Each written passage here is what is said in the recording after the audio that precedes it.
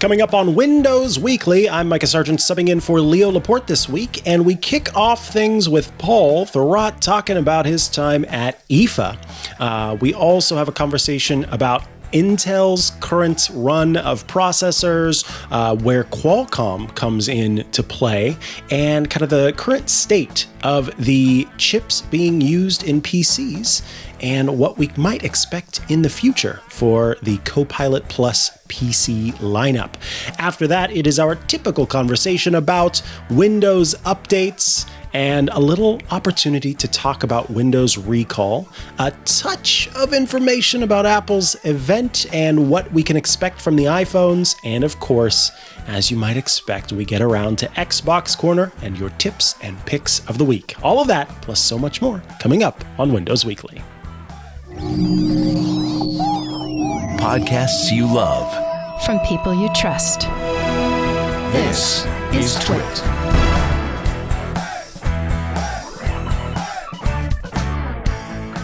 This is Windows Weekly with Paul Thurrott, Richard Campbell, and me, Mikah Sargent, episode 898, recorded Wednesday, September 11th, 2024. It's notable when it works. It's time for Windows Weekly, the show where we talk to two of the foremost Windows watchers in the world. I am your host this week, Mikah Sargent, subbing in for Leo Laporte, who is on vacation somewhere on a ship or something. Who knows? Maybe he's on a horse, but I am not on a horse. I am in the saddle. Joining us this week as what's happening? I don't know what's happening. Asking what's happening is Paul Thurrott. Paul, where are you coming from this week? I'm at home in wherever this is, Macungie, Lower Macungie. It's hard to say. Somewhere in Pennsylvania, Macungie-ish. Yeah, I'm Macungie adjacent. Nice. And joining us not from a bathroom, not from a kitchen, but indeed from a living room space, it is Richard Campbell. Hi, Rich. I'm in Vegas. I'm at the MGM Grand. We're doing our Dev Intersection and Next Gen AI conference. And one of the perks of being an organizer is you get a nice suite. So I'm in a nice suite. That's sweet. And it certainly looks that way. As you know, with this show, this is the time where we talk all things Microsoft, all things Windows, and as I always say, the tech adjacent stuff that's going on. So without further ado, let's kick things off with IFA. That's how it's pronounced these days, right? You know, I have no idea. I've said it at least 3-4 different ways. IFA, IFA, IFA, whatever it is. My favorite part about the name is that it's German for Consumer Electronics Show. So it makes sense. That's good to know. Yeah. So I went to IFA for the first time, mostly just to go to Berlin, honestly. I didn't step foot inside that show even for 1 second. You never did. You said you were there last week that you were in. You know, here's what it took. I looked at the map and I was like, nope. Because, you know, it's way out there and it's just not worth it. And, you know, for whatever it's worth, and global warming, something, I don't know. It was 90 degrees most days that week. And Germany does not have air conditioning outside of hotel rooms. So all the events I did go to, because I did go to a bunch of stuff that were outside of the show. All the vendors. It was brutally hot everywhere. Yeah. So... yeah, I'm not doing that. There's no reason to, though, right? So, yeah, I got to see some PC Maker stuff. I got to see some Intel stuff, some Qualcomm stuff. I didn't really see any AMD stuff, but I had lunch with them. Right. So that was good. That was low nice. Level hardware. Like you're talking about the parts that go into the device rather than parts the of parts. Yeah.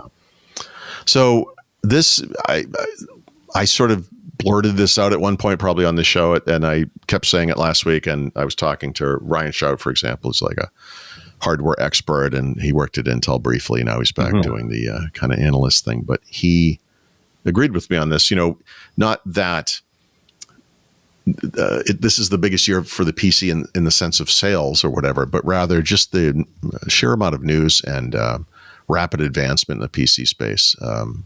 It's really interesting, you know, between Qualcomm, you know, finally coming out with a Windows and ARM chipset that works and works really well. It's impressive. Yeah. And then Intel and AMD showing up, you know, to try to match, you know, the advances that we see on the ARM side.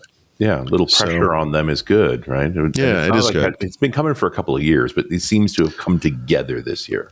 Yeah, that's right. Right. And, Intel, we'll talk a lot about Intel, unfortunately, because, it's been another week. So there's another week, another set of bad news from Intel. But they hit it out of the park with this Lunar Lake, which is part of a kind of a family of chips that will soon include something called Arrow Lake. And this is not the clean divide that I thought it was. I used to think of these as the mobile chips and then the desktop chips, because that's typically how Intel has done things. But, they mixed up the schedule last year, as you may recall, and shipping world, right? That's right. Yeah. And then this year, so with Lunar Lake is the most efficient version of this kind of generation of chips. And so when Arrow Lake comes out, you're going to see, in addition to desktop chips, higher end mobile chips that are, the high performance versions. So you see Lunar Lake as like the talk. They've moved to the new format. Now they're optimizing it. I mean, I don't mean to be cynical here, but I've made a point of this, that Intel ignored so many warnings from Microsoft mostly, but PC makers to some degree, but mostly Microsoft, about this mobile wave and efficiency and thin and light and no fans and yada, yada, yada. Yeah. That it is, I don't know if it's ironic, but they've woken up and they went with this. They made one specifically for that, and they went with it first. And that is really neat to me. I think that's great. Yeah, so good for them. Yeah. Yeah. So the Lunar Lake stuff, for whatever it's worth, is architecturally, in a way, is somewhat like ARM in that the RAM is on die, can't be upgraded. Can't you buy it with what it has, and that's what you're getting. It is. Yeah. Yeah. And, I don't really think about this too much with Apple today, but when the Apple Silicon first launched, probably, I guess, 4 years ago, one of the weirdnesses with it was that they couldn't scale too high in terms of RAM, and there were some other limitations, obviously, but they've since gotten past that. But they've stayed on die. They've just improved their process so they can put more RAM in. That's right. Yeah. So the Lunar Lake stuff is limited to, it's a weird thing to say, but limited to 32 gigs of RAM. You can't go to 64. Okay. That seems just for first low. But these are, what I would, they don't call them this anymore, but kind of Ultrabook class machines. Yeah. Right? So they're not workstations. You don't want No. them. And those are coming. Right. And so they always have they keep changing. Right. We went through, I'm not going to remember this exactly, but I want to say 12th and 13th gen they had the P series, the 28 watt part that was kind of in the middle between U and H. The ones that are out now are a new series called V, which I assume stands for very efficient. I'm not actually sure. But there will be H series and then two others. I don't remember the exact numbers. P is gone, but they're going to be different versions. Actually, U series, U and H, and then I believe one other are coming with Arrow Lake. So picking letters at random. Yeah. Well, I don't think they're random. I just don't remember. Actually, I'm not sure I even saw ever what V stood for. So maybe someone knows in the chat. I don't know. So I just wanted to kind of follow up on something I said last week, because I had talked to and had since talked to more people who work at PC makers, work for the hardware companies, the silicon makers, Microsoft, and trying to get an idea, because they've been using this stuff, and what does it look like?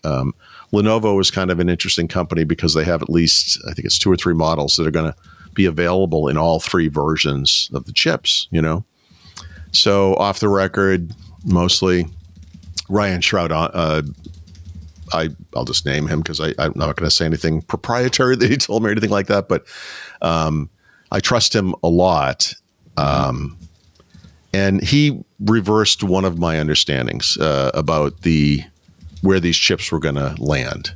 The Intel introduction of Lunar Lake is very interesting, and I recommend anyone watching the show should actually go watch it. It was a very confident presentation. They crapped on Qualcomm so hard it was humorous. I made a video about it. It was like the number of times they said Qualcomm or Snapdragon or ARM or whatever. It was really funny. And they can accurately claim to have the fastest CPU cores, the fastest GPU. This is actually an area where Qualcomm falls kind of short. the best performance per watt, not the best efficiency necessarily. Right. And they claim the best AI performance. That's kind of ludicrous. They're all neck and neck. That stuff doesn't matter. But the reason they claim that is because Intel's the one company doing something called total tops. And this is the thing that you Richard, kind of are concerned with, which is you have a really powerful GPU that has a TOPS rating. Why can't I use that for AI accelerated tasks? And what Intel is saying is you should if you have it. And so they combine the TOPS rating for the CPU, GPU, and NPU and say, well, this is what we can do. The one asterisk they have is that they claim to have the most efficient x86 processor, right? Which you would hope. To which I would say low bar and fair enough. And so they're not matching Qualcomm there in the same way that Qualcomm isn't matching Apple, right? I mean, whatever. These are kind of the tiers. They invent metrics that make them look good. Yeah, well, they highlight the ones that make them look good for sure. Right. You know, in that case, they kind of they qualify it, I guess. But what, according to Ryan, and again, I just really trust the guy. He knows what he's talking about. He believes that Lunar Lake is actually ahead of AMD overall and also on efficiency. So, based on his own experience with these things. So that's kind of interesting. But they're all, this is my phrase I always use now for whatever reason, is they're all in the ballpark, right? So all of a sudden we're in a good place. The only question is, it's what, September, beginning of September still. We need a couple of months. These things are going to come to market. October will happen. We'll certainly have an Arrow Lake announcement at some point, and then Arrow Lake chip shipping, I'm sure, by the end of the year.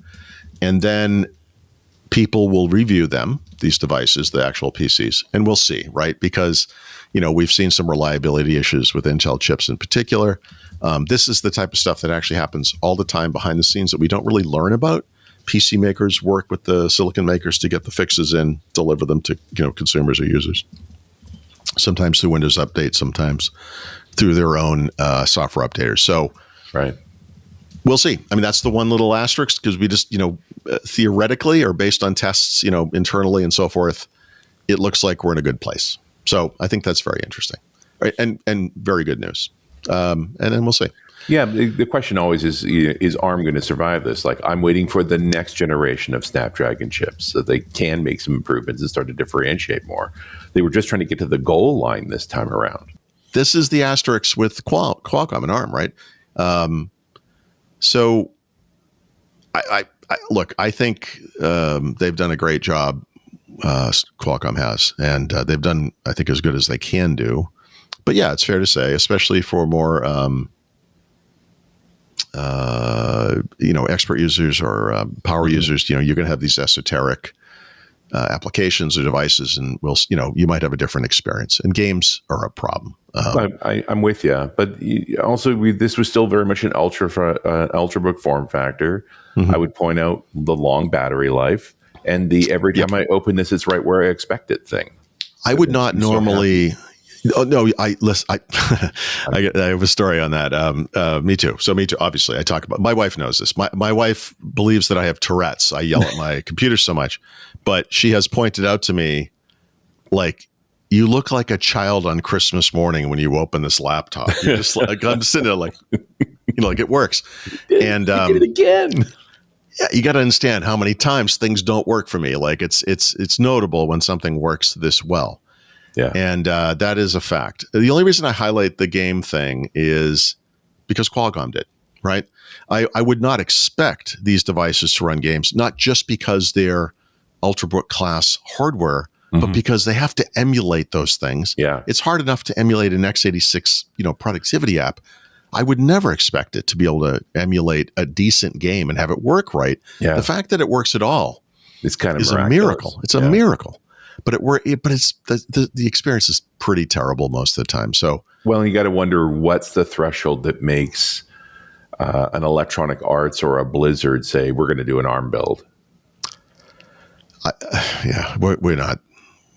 We're not there. Well, I wonder, because generally speaking, these guys are working at fairly low level. Like, it is not that hard to do another compile.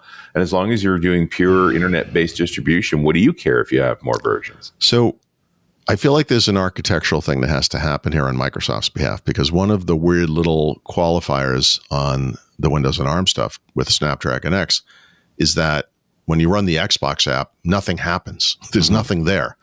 If you don't have an Xbox Game Pass Ultimate subscription, which gives you the game streaming capabilities through Xbox Cloud Gaming, you can't do anything with this app. It doesn't run any games like through Xbox. So even Microsoft's native inbox app with Windows 11 is useless on these computers. They don't even pretend otherwise. I don't even know why it's in the box. Honestly, it's a little strange. So Microsoft plus these companies, Microsoft, I don't know if you heard, they bought a big game maker last year. It's kind of big. Yeah. It was kind of on the buried on the back page, but they, they now have a lot of games. And so maybe this is something they can this is something we'll have to play a role in, right? It's going to have to come from Microsoft. So we'll see. Maybe things look different in a year. It can only be better. But then therein lies the question is, now that you're getting the response, like how many buyers now back away from the ARM chipset? It's like, hey, so that's always been in the back of my mind. This is a fairly obvious concern. If Intel, which, they have really good engineers, and AMD show up and they make chips that are efficient, if PC makers make laptops that actually that actually turn on instantly every single time you open the laptop lid, then what's the point of ARM, right? I mean, what's the point? And I'll just point back to the original thing that Terry Myerson said to me in 2017 that I, publicized and talked about, which was he didn't care who won from a chipset perspective. He just wanted Intel to do better. And the way he said it was, I want to get all those effing Intel stickers off the laptops, was the way he, in his kind of patented blunt style. Yep. But fair enough. So now we have Qualcomm stickers all over the laptops. It's great. But yeah, that's been kind of my perspective as well. I just want it to work, right? When things work, it's wonderful.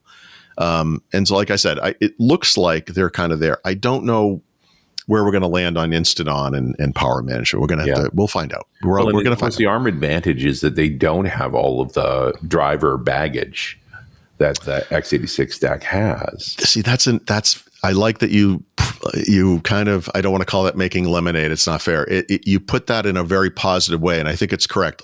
One of the things that not we, you and I, but us Windows, the Windows community, or just Microsoft and Windows, I don't think does a good enough job with is getting rid of legacy technologies that kind of sit there like, some vestigial, limb that no one uses anymore, but it's still there. It could be a security concern. It could be causing issues, whatever it's doing. Apple, I think, is a little too aggressive. Microsoft, I think, is a little not aggressive enough. Yeah, I think it's a very tough line to build. And everybody's had that experience where this machine's behaving properly, like the screens turn off after 20 minutes, like that sort of thing. And then one day it doesn't. Yeah. Then you install the app you actually need, nothing works anymore, or whatever. Or just one day randomly, like or you works, or you reboot it and it comes back. Like it's just, or the service pack comes through, something happens. Yeah. So you said it, you kind of, what you were saying is true. And I feel strongly about this, that Windows and ARM, because it is in some ways a subset, especially of the low level stuff that might be in Windows, that's just legacy cruft. Yep. It's not a full, it's not a full remaking. It's not a reimagine, invented from scratch, but it is less. And that sounds bad, depending on how you phrase it. But honestly, I think it's a good thing because we're getting rid of stuff that most people don't use. It's just taking up space. It could be a problem, and it could contribute to reliability issues. There could be that one weird driver that's in your system. You can see it in Dev Manager, and you don't know why, but when you open the lid, it doesn't come right on, and that's why. It's really hard to find that stuff. So they benefit when they pull from that stuff. They generate a 1% increase in tech support tickets for those few, and that's real measurable cost. And people just noticing that power management doesn't work properly anymore rarely generates as much cost. Yeah. So, but yes, like I said, if you haven't watched the Intel presentation, and I suspect the same thoughts will go through everyone's brain as went through mine, which was nice job crapping on Qualcomm, hilarious, but also in the confidence, which was there and was great. But yeah, if they actually did what they say they did, and it's starting to look like they did, I mean that makes it hard for ARM. I think there's enough resistance, especially when you consider that Windows is 2/3 at least commercial PC sales, commercial PC usage. Those guys don't want anything new and different. They want known. They want stuff that works. They want, it's reliable, right? It's a tough to the point where most PC makers make a line for those people, right? That are a generation behind for a reason. Yep. And when you look at Qualcomm, they came out with what they came out with, which was great. They had whatever it was, 4 or 5 SKUs. Most of them were X Elite, and then they had the one X Plus. Now they have 2 more X Plus SKUs. They're both 8-core.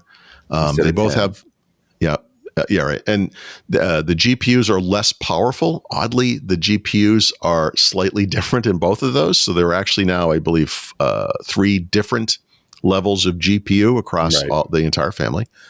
MPUs are 100% the same. Right. You know what?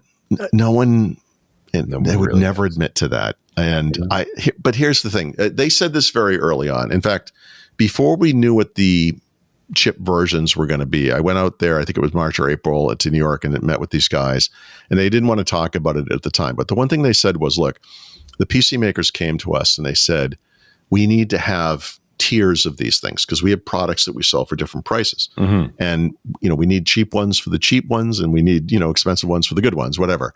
And we could see, looking at the computers they let us get our hands on, that I think at the time that we might have seen 3 different versions of chips, at least, something like that. Yeah, I think it was originally 3.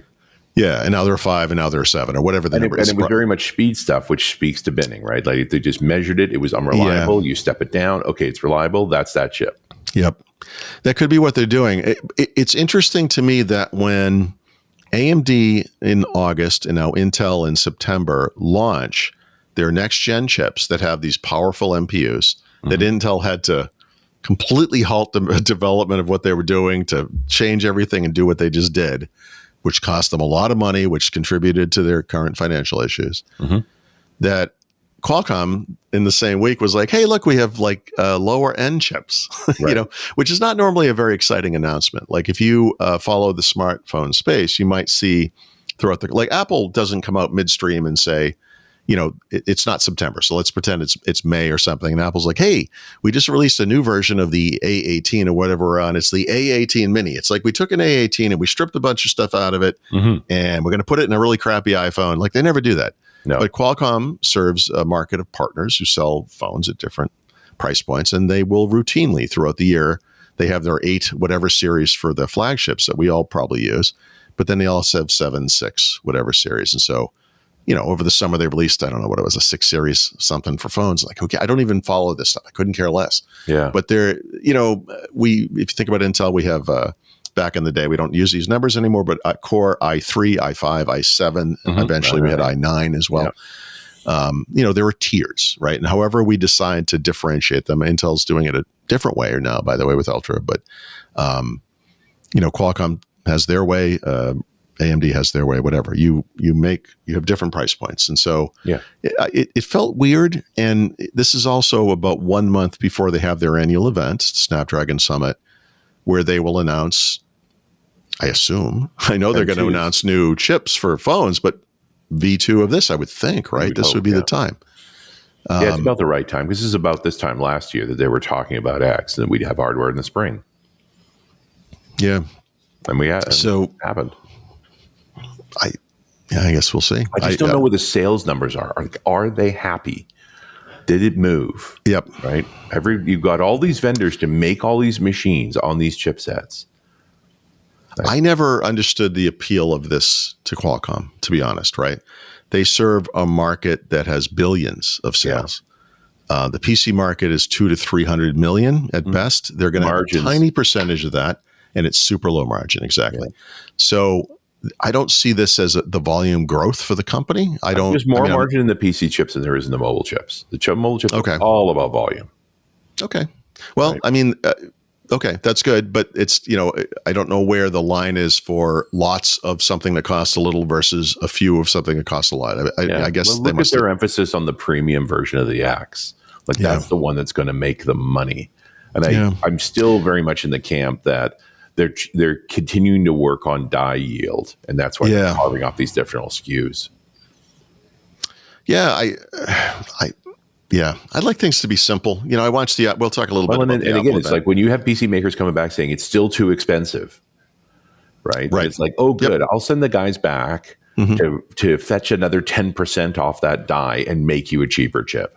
I don't know that I've ever seen anything about what PC makers pay for, say, a Qualcomm chip or whatever, right? So I do know, just going to the event, that every new Qualcomm-based PC that the 3 major PC makers announced, and probably the next 2 as well, were all this new chip. There were no new Snapdragon X Elite computers announced at IFA that I can recall or saw. And that might be that they're just not selling, right? That there's not enough out. They're not getting enough out there, that they're trying to find what's the price point that makes people go, well, I don't care about these other issues. That's a great price for a long life machine. Yeah, I mean, it certainly brings the chipset to a broader range of devices and probably a bigger audience of people, because these things are inexpensive, right? So we're going to have IdeaPads that cost $600 or $700 that run a Snapdragon X plus 8-core, whatever it is. And, we'll see. By the way, I didn't write this up, and I meant to, and I probably still will, but something we just said reminded me of this. Some months ago, probably around the time that this stuff launched, the Snapdragon stuff, I wrote something about, what about Chromebook, right? Chromebook Plus, and wouldn't this platform benefit Chrome OS more because you can run Android apps? It's the same underlying ARM architecture, right? And summer kind of went by, nothing. The one thing, I haven't seen anyone really talk about this, but again, I'll recommend go watch the Intel presentation. The first segment was about Google. And you may recall I've been talking a lot lately about how Intel spreads money, and to get companies to support their chips, but also to not support other chips. Right. And they specifically talked about how the Core Ultra Series 2, the Lunar Lake chips, will be used in, wait for it, Chromebook Pluses. Interesting. They might have snatched that away from Qualcomm. So, again, I recommend watching that and watching it with that in mind, because they bring out a guy from Google right in the beginning, and you're like, wait, what am I watching? Isn't this an Intel event? Kind of interesting. So there you go. All right. Let's see if we can get through the rest of this. I'm sorry, I'm kind of beating this one to death here, but Intel, a lot of problems, like we've been talking about every week. We know that sometime late this month, Pat Gelsinger and his executive staff is going to meet with the board of directors at Intel and talk about a way forward. There's been a lot of opinion that maybe what these guys need to do is sell the foundry, right? Which would... It sounds crazy. Yeah. But it may be the only way they can survive. But there's another way. What business are they in if they're not making chips? Yeah. They're in the business of designing chips, right? Well, that hasn't been the best feature, has it? Well, we knew already that the Arrow Lake chips that are coming soon were going to be manufactured in Taiwan, not by Intel, right? By TSMC. And now we know that we knew some of the Lunar Lake chips were going to be manufactured there, and now all of them are. Wow. So the other opportunity here is, I don't remember if it was Reuters or Bloomberg reported that Qualcomm has been trying for months to buy Intel's chip design business, meaning the guys who make the x86 chips. Now, there's a lot of legal stuff there because there's patents and cross-licensing, especially with AMD. And there's a lot that goes on there. There's going to be some ITAR. There's going to be some national secret stuff. Like, it's not a trivial thing. Yeah. But what you're really talking about, Paul, is the dismantling of Intel. Intel is a failed company. One way that's break it up and sell it off to other entities. The if you were to go, pick up some of the fabs, and if the design business goes to Qualcomm, then it's like, hey, you need me to make an x86 chip? Fine. So in this world, if this were to happen, Intel would be the U.S.-based alternative to TSMC. This assumes they get their act together and can manufacture, high-density chips at volume at 3 nanometer or less or whatever. There have been reports that they can not do that, but we'll see how that goes. And I'm not a hardware guy. I have to keep saying that, but I think in my brain, I still live in the 90s because I was younger and thinner. And in the 90s, when you thought about a company like Intel, and there weren't actually many other companies like Intel. I mean, obviously AMD was around, but and then we had IBM and Motorola making PowerPC chips and so forth. I think by and large, those companies were always the company that designed the chip was the same company that made the chip. Like literally, absolutely. When you say Intel made a whatever x86 chip, it means they designed it, and then they went to their own factory and they manufactured it, and then they shipped it. Intel started it when they were inventing the process at the same time, right? Their original business was RAM. The CPU came later. Right. So it was always hand in hand. The question is it archaic? Yeah, it is the question, because that's actually not the way the ARM world works, especially. Not at all. It's really not the way the world works outside of Intel. I mean, as far as like volume chip production, I mean, it's pretty much you've got we talk about this, so like NVIDIA, billions and billions in revenue, or not, billions and billions of revenues, whatever. And some guy on Twitter is like, just as a reminder, they don't make anything; they design things, and then other people build them. And it is a sobering reality, that's the business. So Intel could be a company that just designs x86 chips and then someone else manufactures them. That's not what anyone wants. Yeah, except Qualcomm could buy the design group, and there is no Intel, effectively. Not as we know it. It's HP and HPE split and became, this is not exactly right, but server and client computing, right? Sort of. Intel could split into, whatever you want to call those things, Intel Foundry and Intel Design, whatever. I guess we just call it Qualcomm. And there would be two different businesses, right? So the way I think of Intel still, that 1990s version of Intel, yes, would be split in half into two different things. I'm not saying it's going to happen. Nobody knows that for sure right now, but we should leave that on the table as a possibility, because depending on how things go, but when you talk about a company this big, they eventually end up filing for a bankruptcy protection, and the receiver chooses to break them up, right?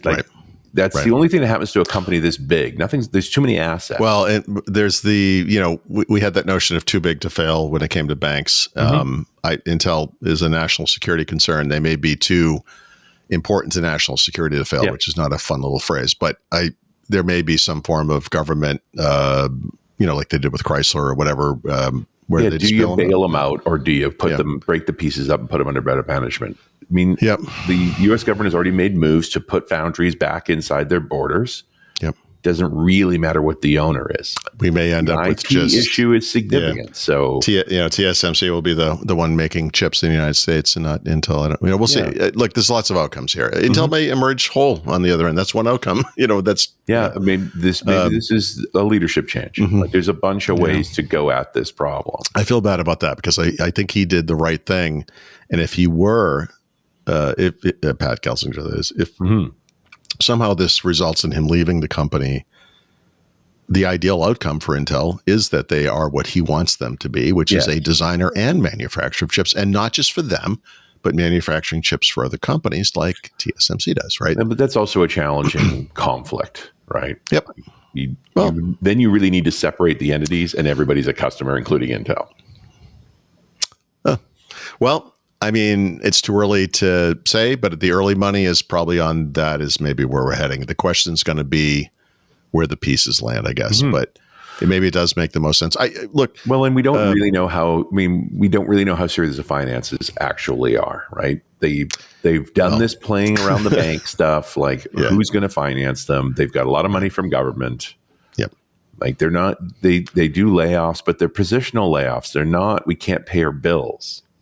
Yeah. It's probably not coincidental that Pat Gelsinger pulled Intel's foundry business out and reports those finances separately from the rest of Intel, as if it were a separate business, right? Right. The goal being to show that this thing can exist as a standalone entity, right? Assuming losing $7 billion a quarter somehow, a standalone business. But yes, for right now, look, this is the investment phase. They're trying to get this thing up and running. Look, I want them to succeed. This is the one thing I know in any technology, any company, whatever it is, there are the fanboy types. There are the people who just hate these companies for whatever reason. They just want them to die and go away. You don't want that if you're an American, especially because that could take down the whole stock market with it. You want to be careful there. So we'll see. But I want them to succeed. Again, back to Terry Myerson's point. Yep, we have finally reached the point. It took longer than I wanted, but they've gotten their religion. They get it. Lunar Lake proves they can do it. I think. Well, therein lies the real point, which is they happen to be making some pretty good chips at the moment. I know. Yep. And, I often talk about this. And I think this doesn't just apply to technology, but like something like a phone. You're like, I need a new phone. And it's a decision. It sounds like a black or white or a 0-1, whatever, left, right decision, an iPhone or an Android phone or something. It's a little more complicated than that. Right. Right. And within wherever side you choose, what matters most to you, the screen size, the camera quality, that you can go on and on and on. And so it's like this matrix of choices you make, and some of them are weighted higher and some are lower. And I look at it like this. It's possible, depending on your needs, you might look at Lunar Lake compared to Ryzen, the new Ryzen stuff, or to the Qualcomm stuff. And because of how you weigh things, Intel's the obvious choice, right? Yeah. Someone else may care. Maybe for someone else, it's, efficiency is 50% and the others, are 10, and maybe Qualcomm comes out ahead. It just depends. So I think they're looking great with Lunar Lake. The rest of the company, we'll see. Blah, blah, blah, blah, blah. Yeah, that's all right. I think that's most of that stuff. I just added this aside because I saw this at the show. I've now gotten emails from 3 or 4 people who've all seen the same thing, which is AMD launched their, what's it called? Ryzen Zen 5 series, chips in August, 2 milestones, and PCs are starting to appear. IFA, IFA, whatever it was, the Intel stuff now, we're going to start seeing that soon. Those computers are all running Windows 11 24H2. Okay. Interesting. Yeah. This is a thing, we're going to talk about this in a little bit, but Microsoft, to some degree, pretends this thing is not out yet and does not exist. So I've had people like open the box and they're like, "Hey, look, this is a screenshot. It's running 24H2." I'm like, "Yeah, I know." And they're like, "But it's not a Copilot Plus E." I'm like, "Well, it sort of is." And the reason it sort of is, and the reason I think they're doing it this way, not that it makes sense, but I'm just trying to rationalize it, is that it's not just 24H2, right? It has those on disk language models, right? That you need to get the Copilot Plus PC stuff. Right. It's not maybe a big deal if you live in Western Europe, Canada, the United States, or whatever, where you have like a high-speed internet connection and you could download tens of giga. If you I downloaded 150 gigs of games from Steam today on a laptop. I mean, I don't think anything of that, but for a lot of people, doing that kind of thing is prohibitively expensive or impossible. So they want to have that stuff on the disk. And I think that's part of it. And so even though you may not have those things turned on, the actual features in the UI, you will in whatever they said, October, November. I think that might explain this, but my observation is November was the 6-month point. I think a contract expires and this problem goes away. Right. But on the back end, I think what Microsoft wants to do is ship a software image to PC makers, whether they're running on AMD, Intel, or Qualcomm, right, that has that stuff, right? Only one update state? What a concept. Well, what do they call this? It's an enablement package, right? So you probably have the bits on your computer to they're just run. not enabled. They're just not enabled, right? Yeah. And I'm sure there are people out there who know what flips to switch, and you could probably make it happen right now. But I've heard from multiple people, and I saw at the show every single time. I kept looking, people are like, "Oh, what are you doing?" And I'm like, Windows R, WinVer, interesting.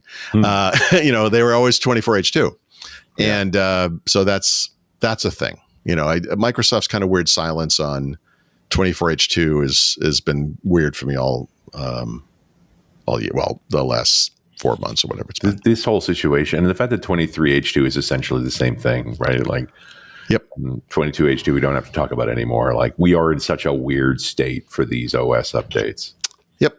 And the only thing that's not weird about it is that it's always weird. So, I'm kind of getting used to the roller coaster. It's there's I think it's called After the Sunset. There's a Pierce Brosnan movie where him and his wife are jewel thieves and they retire, and they go down to the Bahamas, I think, or Bermuda, I guess. And there's a montage where they're always having lobster every night and drinking champagne. And it's like the greatest thing in the world. And then over time, this thing that was awesome when you just do it occasionally becomes like just, he can't even eat it anymore. And I think that, you know what I mean? And I think that's kind of where I'm at with the updates. It's like, you've beaten me up so much, I don't even feel it anymore. Yeah. I'm just soulless now. It's like, whatever. You passed it. Yeah, every month comes, it's something a little different. I'm like, yep, this is the horror house I live in now. This is what happens. Yep. There you go. All right. IFA in the can.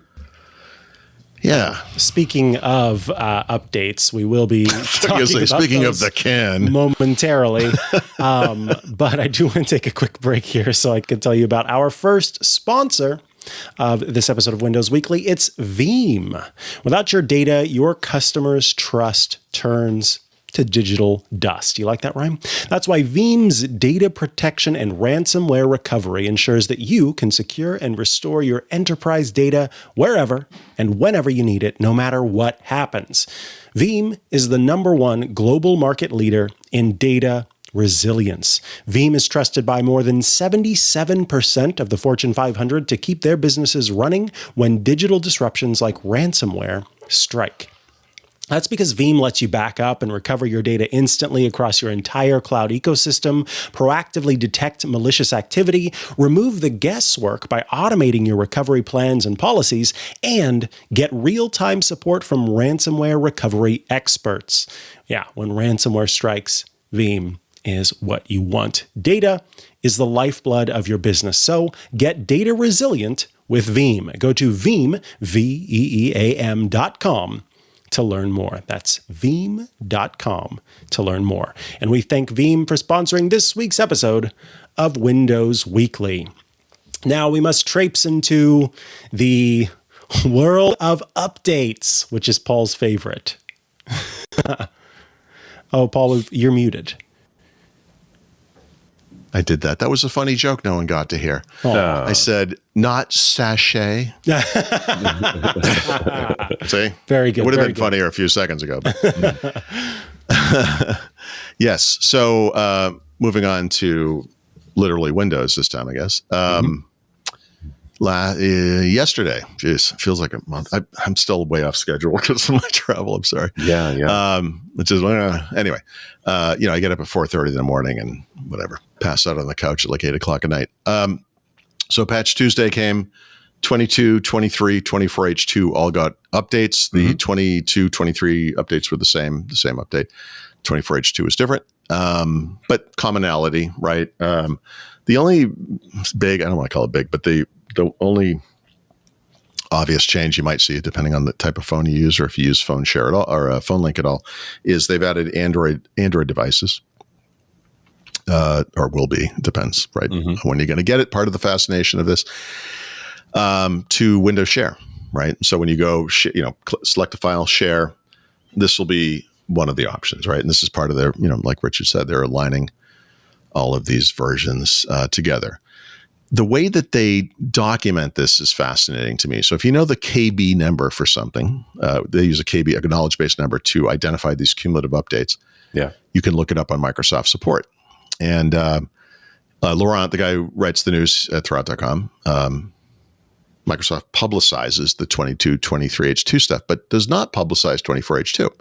So every 2 weeks on Tuesday, he texts me and says, hey, could you tell me what the KB is for today's 24H2 article? Because he doesn't have 24H2, right? So because I have many 24H2 PCs, I can just check for updates, see what it says in Windows Update, type in the KB number, and you can go find it, right? So if I have a link for this, I think, in the notes, but if you go to the Microsoft support website, you will see the Windows 11 version 23H2 update history, right? Which includes documentation for every update they've ever shipped, including the preview updates that come in the in-betweens. They've done the same thing for 22H2, for 21H2, for every version of Windows 10, and they have never at once done it for 24H2. But if you know the KB number, you can go look it up and it will come up. They just don't have a UI for it. This is what I'm talking about. Like, they pretend that this thing doesn't exist. I don't get it. I don't know why they do this. Now, I assume that's going to change in October. Maybe they just don't want to draw attention to it. Maybe they feel like if it was there, customers would look and say, hey, I'm not on the latest version. How come I can't go get this thing? But there is no 24H2 in the non-insider release path. Like, I don't. Well, no, there is. It's in stable. Oh, it is in stable. Okay. Yeah. It's been in stable ever since the Copilot Plus PCs launched. So right? June. Yeah, and you can, even if you're on x64 today, you can go get it. I mean, you do have to install, you have to work around it because it's not on that ISO download page, but you do install a insider build. You don't enroll in the insider program. With a Snapdragon deal. That's just complicated all of this. It's a weirdness, right? Yeah, I mean, I really want to. I'm thinking in December, a lot of this goes away. Yeah, we're right on the cusp of it, but as we were just kind of discussing, it's been an entertaining year for sure for this kind of stuff. So they've been trying to make a thing come true with Windows on ARM without focusing on Windows on ARM. Right. So anyway, there's not a lot to say with these updates other than that they're here. And next month, 22H2 and also 21H2 Enterprise Education IoT, I think is one of them, or whatever it's called, will receive their final updates. And I think, do I have this in here? I don't see it. I might have not put this in somehow, but when this happens, Microsoft will be doing exactly what they always do. So I sort of said this would be happening already, but they've officially confirmed it. They will force upgrade non-managed PCs to not 24H2, right? But to the last, the oldest supported version, which in this case will be 23H2. Yep. So starting you'll get an update in October. Normal, a quality update, I guess we're calling it, security update. And then after that, the next month's going to come. And if your computer is supported, is compatible, you're not managed by a corporation, because if you are, there's slightly different rules over there. They're allowed to manage that themselves. I mean, you'll be non-supported, which, actually violates their licensing agreement with Microsoft. They actually do have to do this work, but that's on them. You will actually be forced upgraded is not not the official Microsoft term. It's more to do with like flowers and unicorns and stuff. They make it sound fun, but they are going to upgrade you. So that's happening. Yeah. So after 1 month from yesterday, roughly, not really, but the second Tuesday in October, whenever that is, after that, the next thing that happens, it's going to be all 23 and 24H2. Yeah. Going forward. 22H2 goes out of support. Yeah. In other sort of Windows news, most people know that Parallels Desktop has had the only kind of supported way to run Windows 11 on ARM on a Mac using, Apple has some technology in there, and Parallels obviously has their rich history of that now, and now they're partnering with Microsoft. It's sort of an officially supported thing. The new version of Parallels Desktop is out. If you do have a Mac and you need to run Windows apps for some reason, this is not the only way. And there are actually free ways now that are pretty good, but this is arguably the best way. They have a mode, I think it's called Coherence, I think it's called Coherence, where you can not have a Windows desktop in a window, but just run Windows apps arbitrarily out and floating windows next to other apps. They just look like an app. Yeah, so Parallels Desktop either just shipped or is about to ship, and it is offering some enormous performance gain when you run 24H2, and they literally cited that it was thanks to Microsoft, because Microsoft has a new Prism emulator in Windows 11 on ARM, and they're seeing massive gains on the Mac, which leads me to wonder if we're going to go back to that time where the Mac was the fastest way to run Windows, Yeah. I don't think that's going to happen. I think Snapdragon's good enough, but I already thought it felt pretty damn native. It's kind of amazing. So that apparently is only going to get better. And then we know that, I don't know why they publicize this, but Microsoft Photos, the Photos app that's in Windows 10 and 11, right? Microsoft has spent a bunch of time this year updating it on Windows 11. And part of the update is to port the just like they did in File Explorer. It's like the top and the side part are all being updated to something called the Windows App SDK, which is sort of the desktop version of what used to be UWP and Metro before that. And it's WinUI 3 for the, so you get the most modern looking UI. And they talk about this for some reason. I don't think most people really care like what they use, but whatever, they talk about it. Apparently now they are doing the same for Windows 10 as well. So nice. Remember, no more updates. They were promised, but it's a lie. It's a lie. Yeah. Well, and there's no reason it won't run on 10. Like, it's just like, what? Yeah, it's the same app. I know, right? I would argue it's more work to stop it from showing up. Yeah. I feel the same way. Yep. Yeah. And then I'm just throwing this in as kind of a fun little side note, but the latest version of Chrome OS, came out this past week, and they have a little feature that will sound familiar to you called Snap Groups. And yeah, just like Mac OS Sequoia, which is coming out end of the month, I guess, has a similar, they had kind of a proto Snap type feature. Now it's, it's these things line up and look very similar to what we have in Windows, right? So the next time someone tells you that it's a good idea, right? That's what I mean. And this has been true forever. This was true in the 90s. I keep referencing for some reason. I guess I had a stroke and I'm stuck there. It's true today. It's been true all along. Apple copies Microsoft copies Apple. This kind of go. This is when good ideas show up, they show up everywhere. Yep. Yeah. When the one I really remember was Apple came out with a fast user switching feature for logging in on the Mac, which I thought was fascinating because Windows had one too. It was called fast user switching. Like you couldn't even change the name. I mean, it's like I mean, come on, guys. But that's fine. All's fair in love and war and in competition. So that's good. Plus, it makes it easier when you move back and forth between the platforms. I didn't realize that they had the same name. That's pretty. Yeah, I thought that was the thing I liked about it the most. Like I don't care that you're confident, but like seriously, come up with something new. Yeah. Speaking of that, I know that last week you all talked about recall and the uninstall but not uninstall and how that was going to change. I just wanted to know, where do you both stand in terms of recall as a feature? Yep. I know you're both probably, especially you, Paul, who writes about this regularly, going to need to use it so that you can tell people about how it works and what it does. Right. But I just wanted to hear your takes on whether you feel like it could be a useful thing for you and whether you genuinely see value in this feature that Microsoft seems to be saying it's going to be there. You can't get rid of it. And it's this big new thing we worked on. So too bad if let Richard should go first because I've weighed in on this at great length many times. I am curious where you stand. I mean, nobody ever debated whether this thing was going to be valuable or not. The concern was always the privacy risk. Right.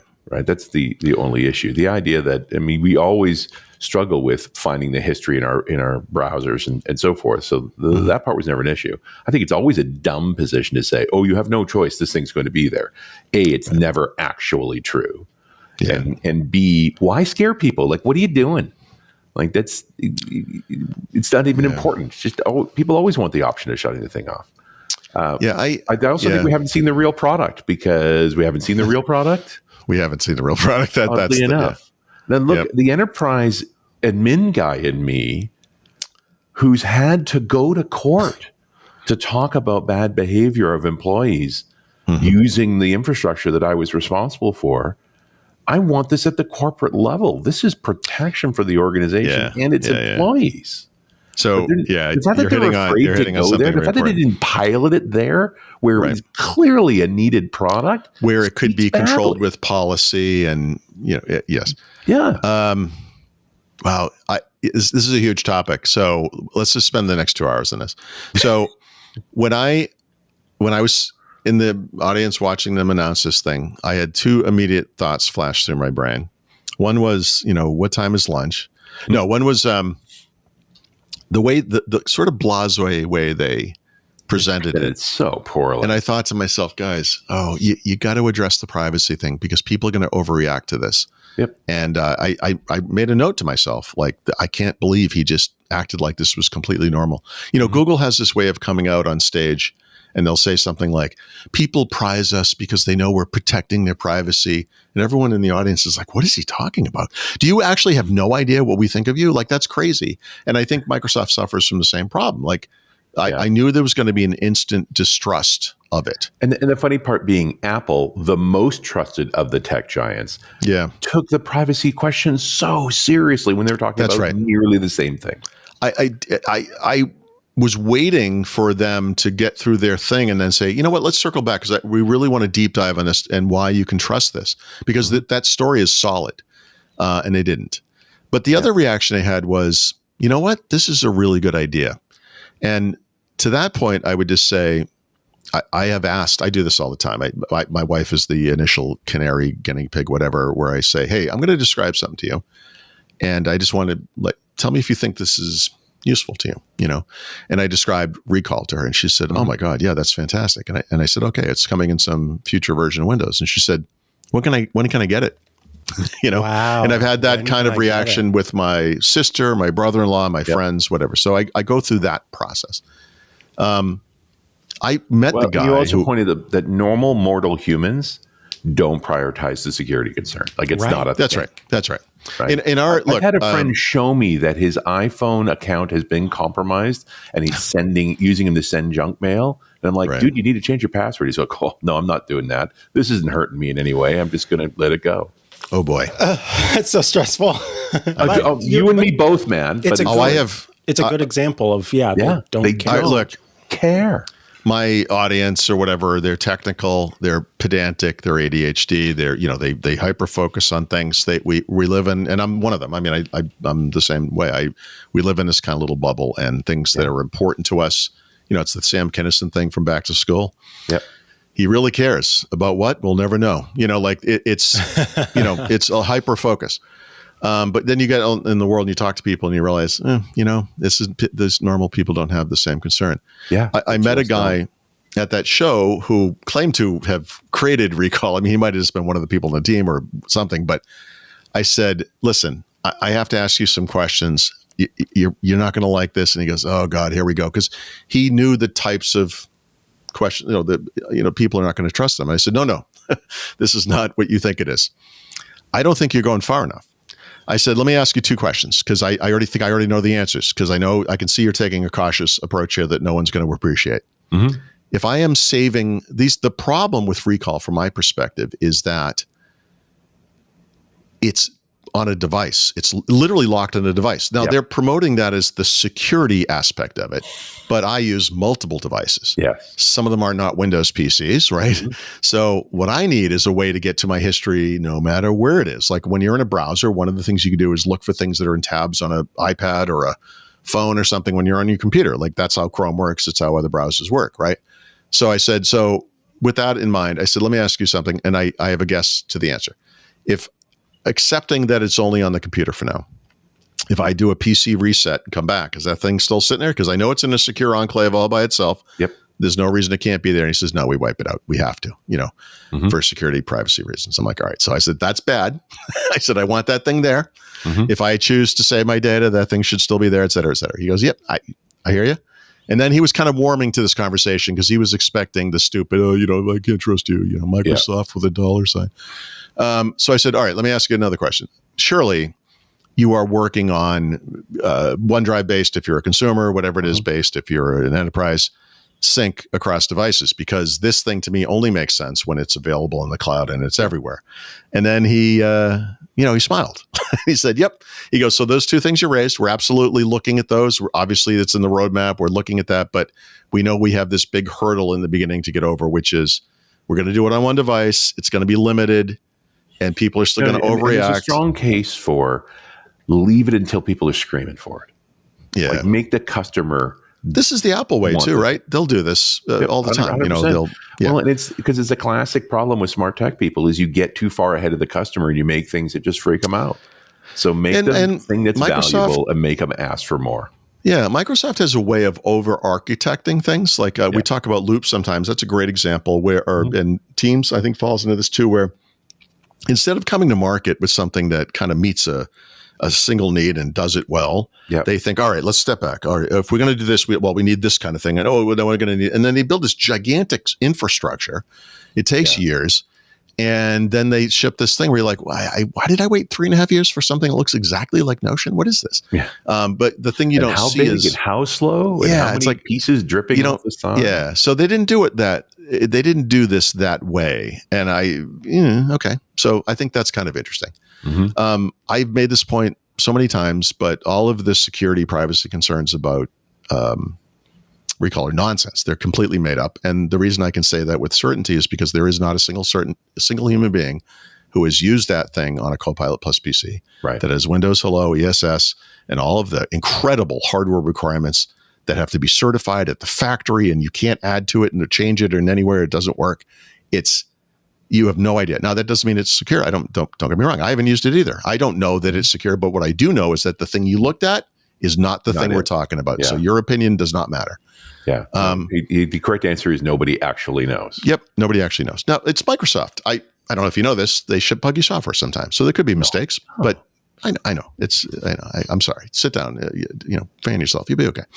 So to answer your question, Mikah, I am looking forward to using this. I specifically purchased a Copilot Plus PC with more RAM and storage than I need, specifically because I don't want to worry about this.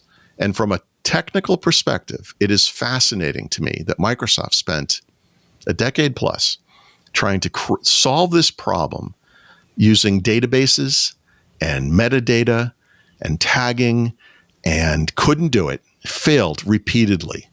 We have a file system today that is not much different than, wait for it, that we had in the 1990s, because God damn it, I can't stop saying that. And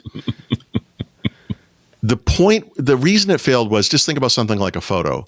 For a photo search to work, it has to have metadata that makes sense.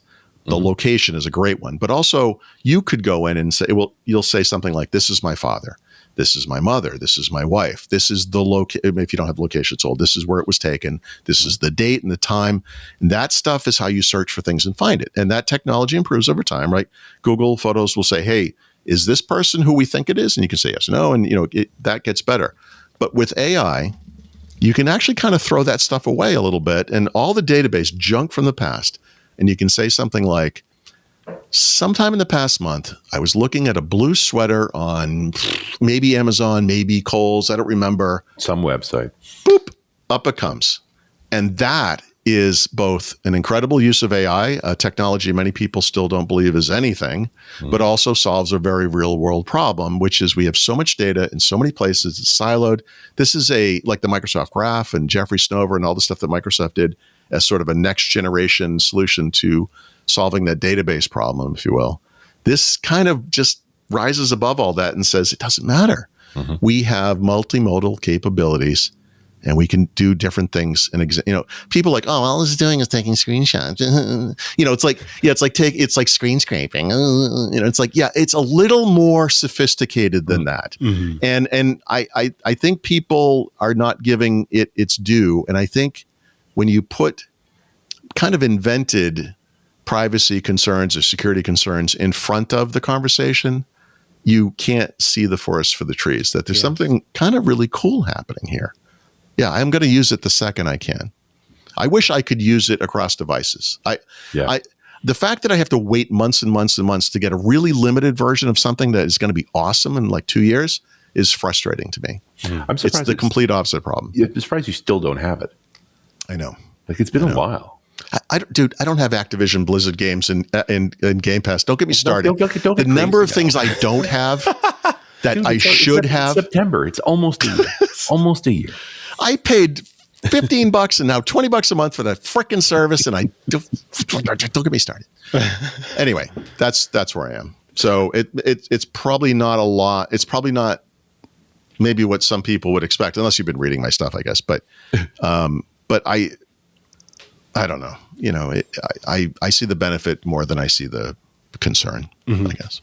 Yeah, I think for me, it boils down to the thing that you both keep hitting on, which is that no one's actually seen No one outside of Microsoft has actually seen the final product. And even still within Microsoft, it seems like it's still changing and updating. So to make all of these judgment calls based on something that is not Here's an idea. alive. Security expert, go to Microsoft. I don't know if you know this. They have a process. And tell them you've uncovered a problem. And then they will thank you. And if it's true, they'll fix it. And if it's not, they'll say, actually, as it turns out, you didn't use this on the right kind of PC, and that thing you're concerned about is not going to be a problem on the real PC. Sorry, I joked that we could talk for 2 hours about this. Yeah. Richard said something I want to circle back to because this is an important point. One of the other ways that this thing is limited in ways that I think are going to freak some people out, and again, complete opposite of the usual freak out we've been talking about, is actually with businesses. The way Microsoft has described this is that you as an individual can be on a managed PC and that company cannot manage this. It's the exact opposite of what that company is going to want, which is what he said, and it's true. You as an individual are going to be able to protect your privacy, what you do on your computer, in your little private enclave and recall, and you're going to be able to access that. But if your IT pro, whatever guy takes the computer home with them, they're not going to be able to do anything with it. It's yours. That is not what businesses want. And what businesses want, I think what Richard was trying to say was that they want to auto-enable this on corporate controlled and owned computers, ship them to users and say, look, just so you know, we're going to record everything you do. So if you're visiting porn sites or if you're talking to people who are competitors to us, we're going to find out about it. And I know a lot of people, you know, the issue, and I brought it up before, is like, I have been through a harassment case where company devices were used to do the harassing. And it sounds dystopian. And look, we've all been victimized to some degree, probably by IT. At some point, we lived through the era where they were super gluing USB ports so we couldn't plug in our iPods and still data or something.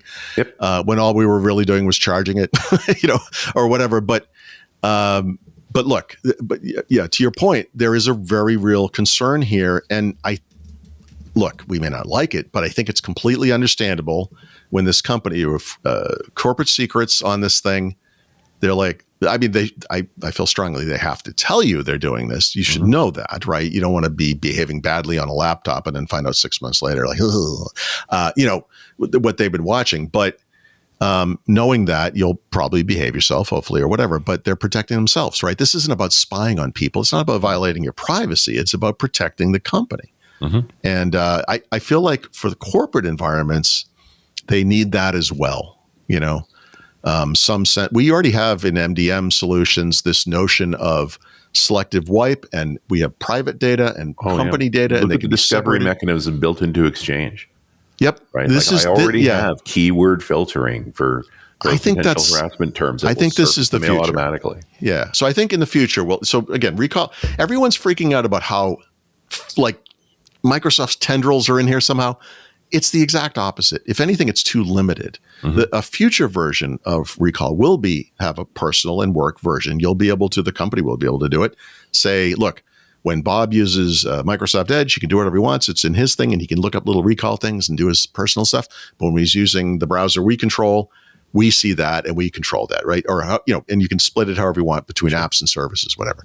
So that will happen. But again, they didn't architect that giant thing to begin with. They did it from the opposite angle. So the thing that they're coming out with is actually very limited. And instead of being celebrated for their restraint, right, Microsoft is being overly criticized for being and to me, the criticism is just how clueless they were. In announcing you trust us. So now. It's like, guys, you are not trusted. You need to work harder on trust. That was a weird moment for me because I was just like, I actually think this is going to be interesting, but you're going to get raked. And I didn't even. It was exponentially worse than I imagined. Well, with that, we should take a quick break befso we come back with you asked, man. More. No, I'm glad you did. This is on you. I loved it. I was curious where you both stood on it, and it was good to hear because I know you both have talked about it a lot, and it's just kind of nice to hear.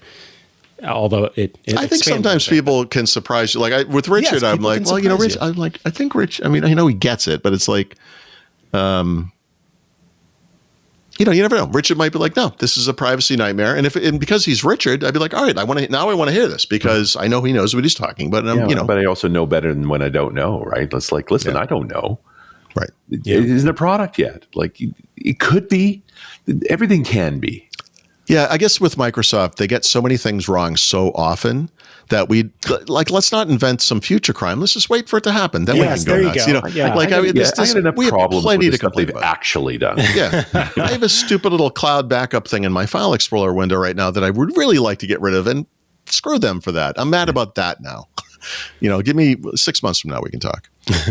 All right, we'll take a break now so I can tell you about Big ID, who are bringing you this episode of Windows Weekly. Big ID's Gen AI solutions help you navigate the labyrinthine world of AI from the CISO perspective. With Big ID, you get to leverage solutions that take a defense-in-depth approach to automating manual processes, improving accuracy and actionability, and applying AI and machine learning to cut through the noise, improve risk management, and enable a robust data security strategy. Big ID allows you to do the following. You can find and classify your data accurately and at scale on-prem or in the cloud for structured, unstructured, and semi-structured data covering hundreds of data sources. You can train AI on only data that is safe to use. You can minimize your attack surface through policy-driven retention management by removing redundant and outdated data. You can also audit and inspect what data is being shared with AI and be alerted to breaches. Telenor uses Big ID to show their customers they're handling data in a secure way. They say, quote, "We want to focus on the business and have a partner like Big ID to focus on the tech. We wanted a partner that understood what we're doing and can help us. Companies who use Big ID are showing that they're taking data seriously." Don't miss the exclusive CISO Digital Summit on October 17th at 11 a.m. Eastern. It's centered around the next era of data security. It's a virtual summit that will feature deep dives into the latest data security practices and technologies. They'll explore everything from DSPM to AI to DLP and beyond with expert-led panel sessions and interactive discussions with your peers. They've got a great lineup of speakers, including a keynote from the head of cybersecurity and compliance at Denny's, and you can get 2 CPE credits and a raffle entry for attending. So, be sure to tune in and strengthen your organization's security posture in an ever-evolving digital landscape. Start protecting your sensitive data wherever your data lives at bigid.com/windows. You can get a free demo to see how Big ID can help your organization reduce data risk and accelerate the adoption of generative AI. Again, that's bigid.com/windows. Also, there's a free new report that provides valuable insights and key trends on AI adoption, challenges, and the overall impact of Gen AI across organizations. bigid.com/windows. Head there, check it out. And we thank Big ID for sponsoring this week's episode of Windows Weekly. All right, back from the break, and it's time to talk Apple. This is Paul, weird. we got you muted again. Damn it. Okay. I'm still learning how technology works. So actually, Mikah, come back. I'm back. I assume you noticed that Apple had some product launches. I could be wrong, but I think you might know a little bit about Apple. I know a few things, yeah. What was your impression of this event in the context of everyone is now coming to market with these things they've been promising forever with regards to AI? Mm-hmm. This is the first generation of iPhones that will be like, AI powered, whatever. Like, what did you think of this? So here's the thing. Part of the issue, I guess, for me is the fact that I had watched Apple's WWDC, the Worldwide Developers Conference. Right. And so everything that they mentioned with AI, save for maybe a couple of features that they were talking about, mm-hmm. are features that I already knew about that were going to be coming. Yeah. But all in all, of course, what they're talking about is not shipping until there were different phrases that they used. Some was months in the future, I think was one. Seems out of later this year for Apple, right? Yeah, it is true. Yeah. It's worse than it seemed at first glance too, because they were saying, these features will start arriving in October. Mm-hmm. October's not that far away. What they didn't say was in beta.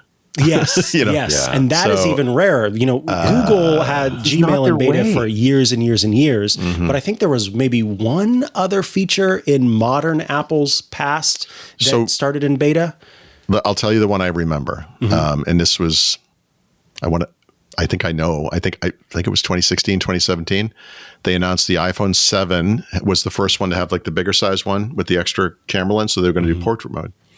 And they announced portrait mode, and portrait mode wasn't going to come until the 0.1 release. That arrived in December in beta, and then it wasn't until the spring they actually kind of just delivered it. What was it, like 7 Plus or I think Pro? I don't remember what they called it. I can't remember if they did Plus or Pro. But it was the 7. It was the phone, and I bought this thing specifically to get this feature, and I don't think I had it for like 6 months, and it was garbage when it first came out. Yeah. Now every phone does software bokeh, and it's great and whatever. But at the time, you'd have, if you like my hair right now is crazy for some reason, but there'd be like little dents and whatever. It was terrible. But that's the one I remember. And that was quite some time ago.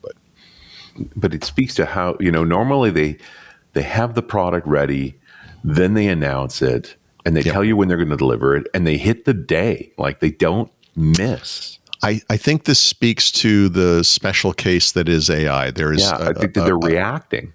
I think reacting is they absolutely are. They've been using the term machine language forever, and it's funny. It actually made a little bit of a comeback in this talk, the presentation, but they switched over to machine learning. They switched. They're like, okay, we're AI. AI PCs. We have one of those. It's called a Mac. They've sort of adopted the language that the broader industry is using, which is not something they necessally like to do all the time. No, right? they want to set their own terms. So So did you think it was as far as the products? So it was only the phones, the watches, and then minor stuff. The new AirPods. Yeah. I mean, what was your take? I'm sorry, I didn't mean to make that face and qualify it for you. I mean.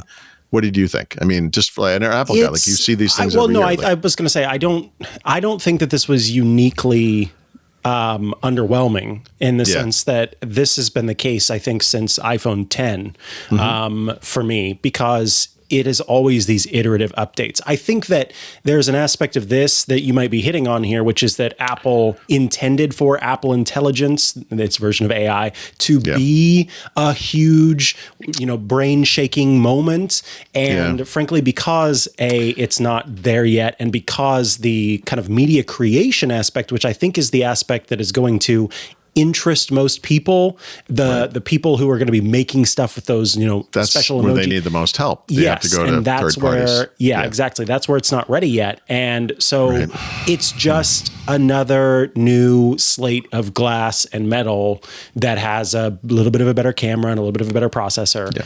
Same as ever. Yeah. Same as it ever was. Even with the new button. Honestly, that new button is a little bit, I'm a little nervous about it. It's really? That, to me, that's the coolest. That's the coolest thing that they did, because it's definitely cool. To me, it's all about the camera, right? To me, yeah. So that's why you get the latest, right? I'm fascinated that the anti-button company has now a battleship array of buttons all around this thing. Now it's crazy. It looks like a hedgehog or something. Yeah, remember the rumors about losing all the buttons, and now it's got more buttons than it ever has had. Crazy. I'm equal parts excited, but also, as I was saying, I worry that it's going to be a complicated thing where before, if someone held up their iPhone to take a photo of me, I'd pause for a second and be okay. Now it's like we're going back in time where you had to sit still so you didn't smile because otherwise your face would get tired. Like, I just see them swiping and doing all this stuff. I'm like, when are you taking the photo? Yeah, I don't follow this stuff closely enough to speak intelligently to this, but from a high level, I feel like the difference between the non-Pro and Pro phones is the smallest it's ever been. And it was odd to me how many features were everywhere. They usually do Pro first and then we'll bring it next year. It's like that camera control thing. Normally that would be next year. The RAM and the processor, I know the processor is slightly different, but the ability to run AI across all of the devices, I think is smart. It felt weird though, because it was like, hi, I'm Tim Cook. It's all about AI. Here's some new phones. We don't have any AI. Here's a watch. There's no AI. Here's an AirPods 4. It has some ear. Do we say ANC? Because there's no AI. And it was like, it was about AI and it wasn't, and it felt weird, you know? I think that there was an opportunity for, because people the people who tune into the iPhone event are not the same people who take the time to watch WWDC. And so it was the first time that Apple was talking about Apple Intelligence to most folks that were, that they didn't before. Okay, I never thought of that. Okay, that's interesting. So yeah, in that way, it was kind of seeing it for the first time and seeing it in how it's going to work with the phones. However, it's still, as we're pointing out, all of this stuff is not going to be available on day dot, and that's perplexing. It's interesting. They mentioned that thing that Microsoft's been saying about Copilot Plus PCs, and like Google has said about the Pixel, where they talked about this stuff shipping on device, like the multiple on-device models. Didn't really explain how it was going to get there. Like if a typical iOS update, I don't know how big these things are, a gigabyte or something, and then you go to get iOS 18, you're like, why is this thing 6 gigabytes? I don't know how they're going to deliver it, but at some point you're going to see it, and I'm curious what that looks like. Yeah, that is interesting. I hadn't considered that the model has to go in. If they talked about it, they literally. Yeah, they said it. And then they don't do this during the presentation, but when you look at their newsroom materials and whatever else they give out, you kind of get a rough idea of, okay, in beta in October, we're going to get these 12 features. And later in the year, we're going to get, these or whatever. And then next year, we're going to get whatever, like the Chat GPT thing, which was almost thrown out as a one last thing, or what do they call it? One more thing. One more thing. In WWC is at the tail end of this. This is not coming until the spring or something. Yeah, and not only did they made it so that it wasn't just Chat GPT, because we know they're working on deals with the others. But that's the only one anyone cares about. They're like, but when am I getting this? They say other services like Chat GPT. It's like that's the one that people are. I do like the privacy messaging is good, and I think I will say, just to be fair to Apple, as the world's most renowned Apple apologist, that next to Mary Jo Foley anyway. Yeah, exactly. Well, she's more of an Xbox guy. But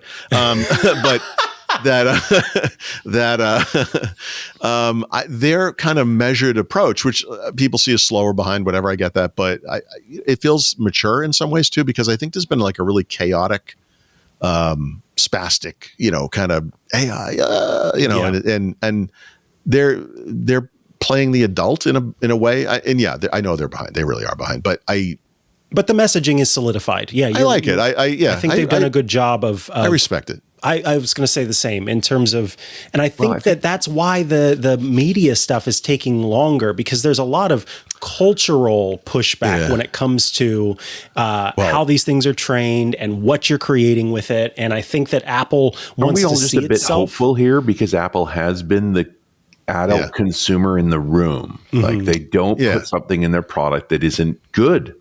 And so when they were willing to do this, it's like, okay, well, we're about to see what good looks like. Right. They come to market late, late with air quotes around that word. But what they've done is evaluated this market, this product, and they've said, okay, can we make a difference here? Can we do something better? And something like the iPod when it first shipped 2001, right? It's FireWire and Mac only. Like, yeah, right. And then it went on to be the best-selling consumer electronics device of all time, or whatever, right? And then the iPhone comes out, and we forget the iPod, because now that's a little asterisk in the corner, right?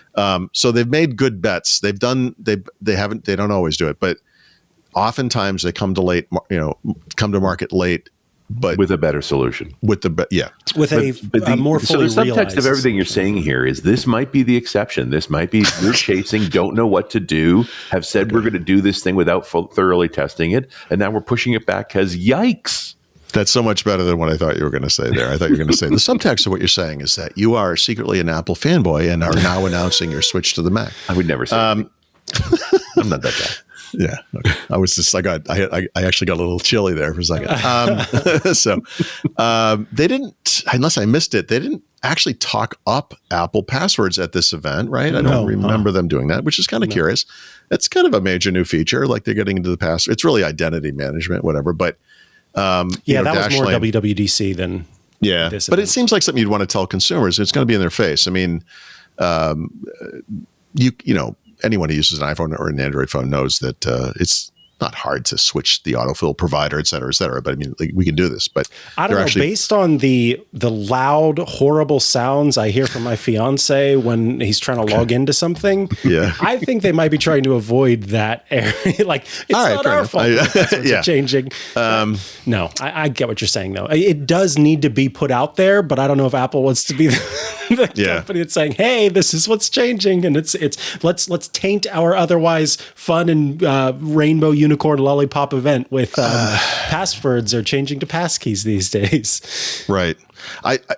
I'm good. I've looked at it a little bit. I will look at it some more, but I feel very strongly that people should use a standalone third-party password manager. I 100% as a person who uses 1Password, Apple stuff regularly. Proton. Yes, use a third party because you can go between platforms, and you cannot do that with and it's not just that. There's also a level of functionality. Like if you look at these solutions, there's a range of features that you get, and the ones that are built in tend to have way fewer of those things, and some of them are very important. But yes, cross compatibility is important for sure. So I'll look at it, and and I think the danger here is that a lot of Apple guys, and I would normally say goons, but you're here. So, a lot of Apple guys. I'm really kidding. It's the path of least resistance, right? Mm-hmm. So you see, like, oh, Apple has I guess I'll just switch to that now, and you might be losing out on some stuff. I don't mean to say that they're like it's the trash compactor in Star Wars and they're about to crush you, although I kind of am saying that. But yeah, there's a whole world of these things out there, and some of them are really, really good. So there's kind of a high bar for this. I would say at the same time, choosing to use an easy password manager over just using the same password everywhere, I am happy that 100%. Yeah, it's simpler to do pseudo random. But you know what though? So we were talking about normal people, like mainstream users versus technical people, et cetera.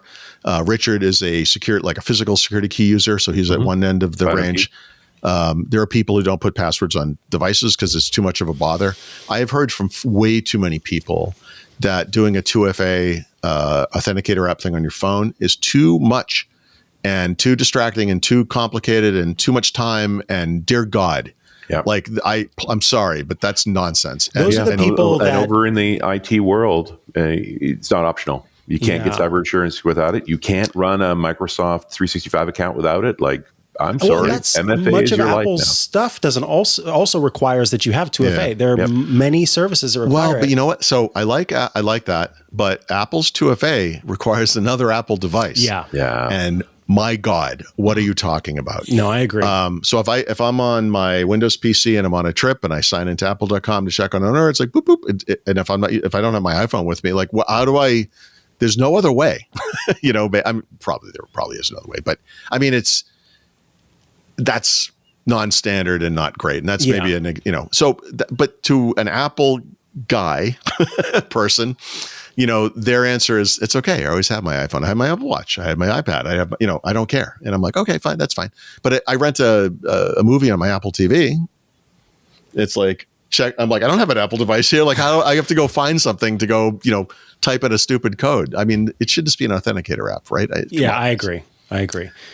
So just, it's just something to think about for the 5 of you out there who care about this. Okay. So sorry. Do we need to? I think you can go ahead and go into Microsoft 365. Yeah, this one's quick. We'll take a break. So they haven't opened this up to press yet. I don't know if Richard, if you know or can say if they plan to. I think they will, but Ignite is coming. That is an excellent question. Too early, maybe.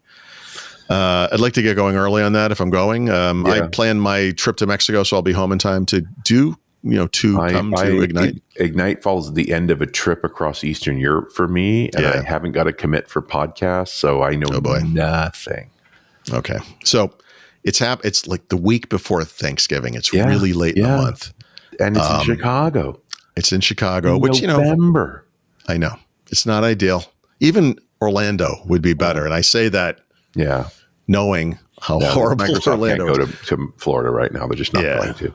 Yeah. Well, and on top of that, like, they've opened Reg, but they haven't published an agenda. There's no content. Yeah. So yeah, there you go. Well, if you know you have to go for work or whatever, you can sign up now. That just happened. Yes. Yesterday. And I know folks that are registering immediately. And what's funny is like on the influencer side of this, the MVPs and things, they're saying, go ahead and register. And if we pick you to do one of these things, we'll refund you. Oh, jeez. Okay. That seems very organized. Okay. That's amazing. I do know it's a new team. Right. There's been lots of changes inside of global marketing for Microsoft. And so I think they are scrambling a bit. Okay. Are they going to be like Team Pixel? Where you've got all that. Those people exist in the Microsoft space, but it's a small crowd and they're kind of sad. So it's not really the same thing. That's good. That's good. Yeah. I'll go away again. No, you're welcome to stay. You're welcome to stay. I didn't mean to scare you away. How dare you opine on an enterprise topic, you Apple goon? No, I kind of wonder, because there's been that shift in Apple a little bit, not of the full, you have to say good things, blah, blah, blah, blah, but in the sense that there's been a lot more influencer attention being paid than we have seen in the past. No, so I was curious with something like Ignite, which doesn't feel like it would hit the influencer area. Well, you say that, but I went to that. Well, I guess this is technically kind of on the consumer end too, but it was it might have been a year ago next week or something. I was in New York for the Microsoft, they would call it like an AI event or something, whatever. Satya Nadella was there, So Microsoft had a hotel where we could book rooms at whatever special rate, which was not special at all. It was really expensive. So everyone just kind of booked their own thing. And then this giant bus pulls up and I almost said iCarly. What's that? iCarly gets out. What's that blonde woman's name? She has a name like iCarly. Blonde and iJustine. iJustine, thank you. iCarly, iJustine, who cares? These women come bouncing out of the bus in their short shorts and stuff, and I'm like, what? Okay, what is this? This is a Microsoft event. What is happening? But Microsoft has been courting these people for a long time. I mean, I think back to when the Zune launched, was one of the first examples of, and Zune was 2006 or something, whatever year. They wanted to go away from their traditional kind of tech pubs and bloggers of the day, whatever, and they tried to get into the mainstream press, and they talked to like People magazine and Rolling Stone magazine and places like that, and snubbed like people like me in the beginning. And of course, these guys were like, what are you doing? Something that looks like a brown iPod? That like they were like, what? That no one was interested. So they kind of blew it. But yeah, I mean, this is the way the world has gone.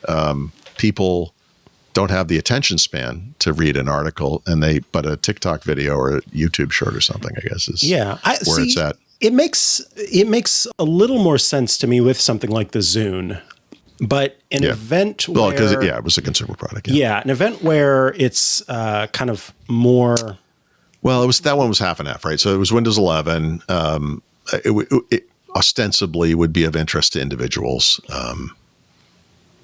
Can you imagine, though, trying to make Windows 11 cool? I don't have to imagine it. They're trying, and it's the saddest thing I've ever seen. See how well it's gone? It's awful. Yeah, it's awful. I mean, even Apple doesn't try to make Mac OS cool. It's a PC operating system. How do you? I think it's cool, but go ahead. On what we used to call Twitter, you follow all these Microsoft accounts, and now they're just like a blather of nonsense. Oh, I hate and it would be like, which one's your favorite? Like, what's your favorite color? It's like, fall's coming. Do you have a favorite pumpkin spice coffee?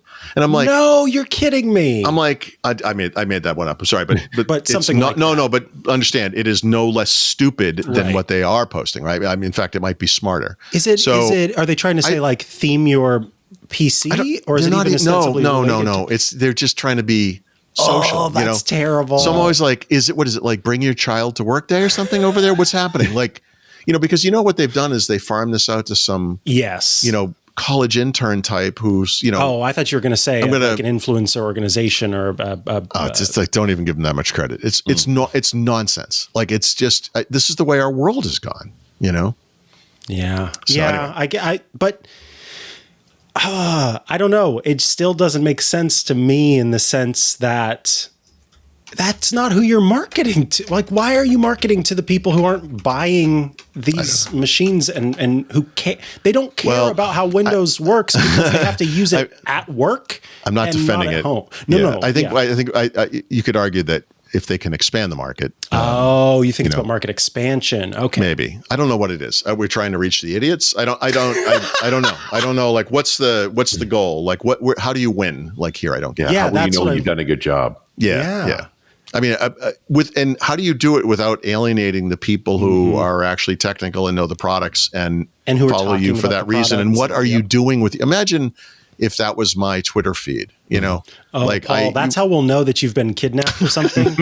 If your Twitter feed, I'm actually just test marketing. No, seriously, imagine it because I'm thinking about it. No, it's just, God, I don't understand the world anymore. That'll be your cry for help. If Paul starts talking about theming, not even theming, I forgot. Well, I just went out for a pumpkin spice latte today. What are you drinking? I'll be like, something's wrong with Paul. I'm making a TikTok. Yeah, you can't even say that with like it sounded like an alien. I do this for my kids all the time. I'll just say like something. P-interest. I remember. Yeah, that. exactly. Exactly. Like I'll purposely mangle some social media thing so my daughter can be like, seriously, can you please leave? Well, you're embarrassing me.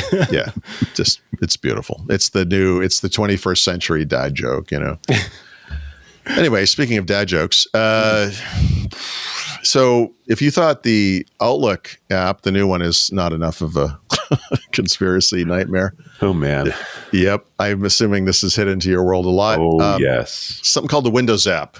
The headlines write themselves. Windows app is just a new way to do remote desktop, essentially, right? Yeah. But because Microsoft has so many remote services now that can bring up a desktop, like Microsoft Windows 365, et cetera, not DevBox. What's the dev thing called? It doesn't matter. Whatever. There's a bunch of them. Microsoft, what is it called? DevBox. Yeah. I'm sorry, it's DevBox. Yep. Sorry. I was confusing it with the thing in Windows 11. And Azure Virtual Desktop. Like the list goes on, but you go ahead to finish. I'll make fun of it. No, I'm just look on the surface. We're gonna have one client that works with all these things. Yeah. Yep. Nice. Okay. Yeah. It's gonna look like it was designed by Art Carley to bring that one back up. So I hope you like that kind of look. And if you thought the new Outlook was not what you wanted, the feedback I've seen from this one is off the charts. When I think they were embedding, because they're all different protocols too. And they all have different security risks as well. Like the argument is we need to consolidate this to have one security profile. Yes. It's not a bad thing. I'm a little confused here. Is this a way to access your own Windows PC from? Actually, it's the one thing you can't do with this. Okay, so it is to access some cloud version of Windows. You can also access machines through it, but you have to do some setup to do that. Oh, okay. So Windows really has these vestigial remote desktop things built in, right? So it's different for Home and Pro, and it predates Microsoft account, which is how most individuals sign in now. So you have to jump through some hoops to get it to work. Now, if you're technical enough to actually need this, I think you're going to be okay. I wrote an article about it this year. I mean, just because it's kind of an oddity now.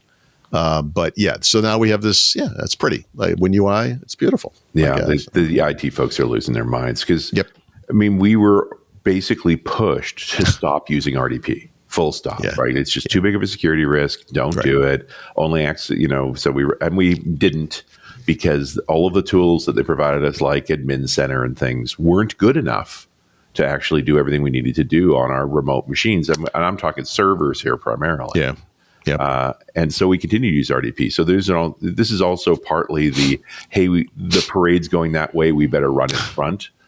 Right. So actually building better, secure RDP clients is a good idea. And it's just an admission that this remote access thing ain't going away, so we better do it better. Now, I believe this thing was announced at Ignite last year. That's how long it's been in development, or publicly anyway, in preview.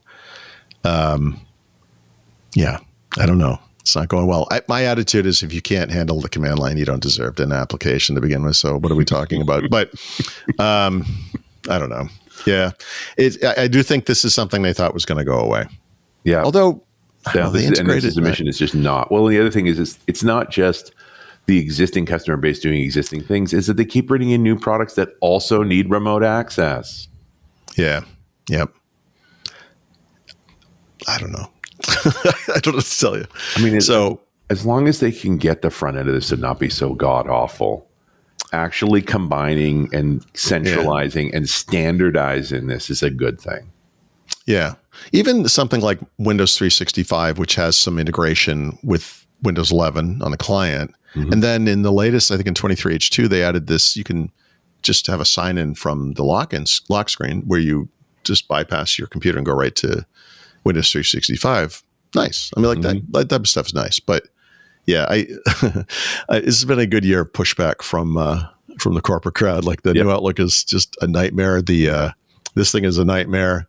Well, New people team are seems to be voting with going their good. feet, which is the one number they can't argue with. Yep. Just won't use it. Yep. There you go. I'm going to switch this around. What is what's bad about it? Because you're saying that it's ugly or something. I'm saying it looks like it was designed by a child. I guess that means ugly. It's it's like it's a pretty app. It's not like it doesn't look like a tool. It looks like but you're going to use AI to remove the background or something. To start your Windows machine. Why wouldn't you? You know how we used to do this is you would have a shortcut in your start menu or desktop that just launched the RDP session and you just go there. And I don't know if you ever got to this place, but we also had a tool called the RDP Manager that would manage multiple identities of different various RDP roles that you had. And, I lived in that thing for a long time until I literally got rid of all of my servers. Yeah. Yep. Yeah. I mentioned the way things are now in Windows 11, you sign up with a Microsoft account. And I this is something I had servers at home, for decades. And as Windows evolved or changed, and Microsoft account became the way that you do things like those kind of legacy capabilities, as I'll call them for individuals, they're still in there, but they just don't. It's amusing to me that there are things in Windows that just don't work. Yeah, they can be made to work, but the documentation on this is light to non-existent. So I spent time. I'm like, look, I know how to do this, and I'm not going to create a local account. So how can I make this work? And you kind of figure it out, but it's that's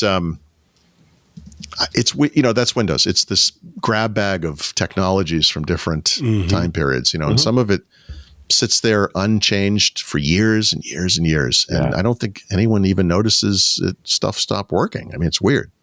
Yeah. So, anyway, they're trying to bring this type of thing into the 21st century, I guess, or whatever. But and Keith in the chat was asking if I got an update on my delivery for my Snapdragon device, and it did check. And it currently says shipping on the 18th for delivery on the 20th of September. That's new. October last week when we looked. Yes. Okay. Yeah. I think it's all a lie. No, nothing is real until the box. If you check, you should refresh. It will say November 1, and then refresh again. It will say June 17th. Yep. Just to give you like random date generator. I don't know. It's like 23H2 to me now. Yes, that's right. All right. Is it time for another break? Better off. Sure. All right. We were just talking about password managers earlier. And although this isn't about a password manager per se, it is by a company that makes one. This episode of Windows Weekly brought to you by 1Password. Question for you that I think I know the answer to. Do your end users always work on company-owned devices and always work in IT-approved apps? Yeah, I didn't think so. So how do you keep your company's data safe when it's sitting on all of those unmanaged apps and devices? Well, 1Password has an answer to this question. It's called Extended Access Management. 1Password Extended Access Management helps you secure every sign-in for every app on every device because it solves the problems that traditional IAM and MDM can't touch. I like this sort of metaphor here. Imagine that your company's security is like the quad of a college campus. There are nice brick paths between the buildings. Those are the company-owned devices, the IT-approved apps, and the managed employee identities. And then there are these paths, the paths that people actually use, the shortcuts that are worn through the grass that are the actual straightest line from point A to point B. These are actually called elephant trails. Those are unmanaged devices, shadow IT apps, and non-employee identities like contractors. Most security tools only work on those happy brick paths. They don't take place on those elephant trails. But a lot of security problems take place on the shortcuts. 1Password Extended Access Management is the first security solution that brings all of these unmanaged devices, apps, and identities under your control. It ensures that every user credential is strong and protected, every device is known and healthy, and every app is visible.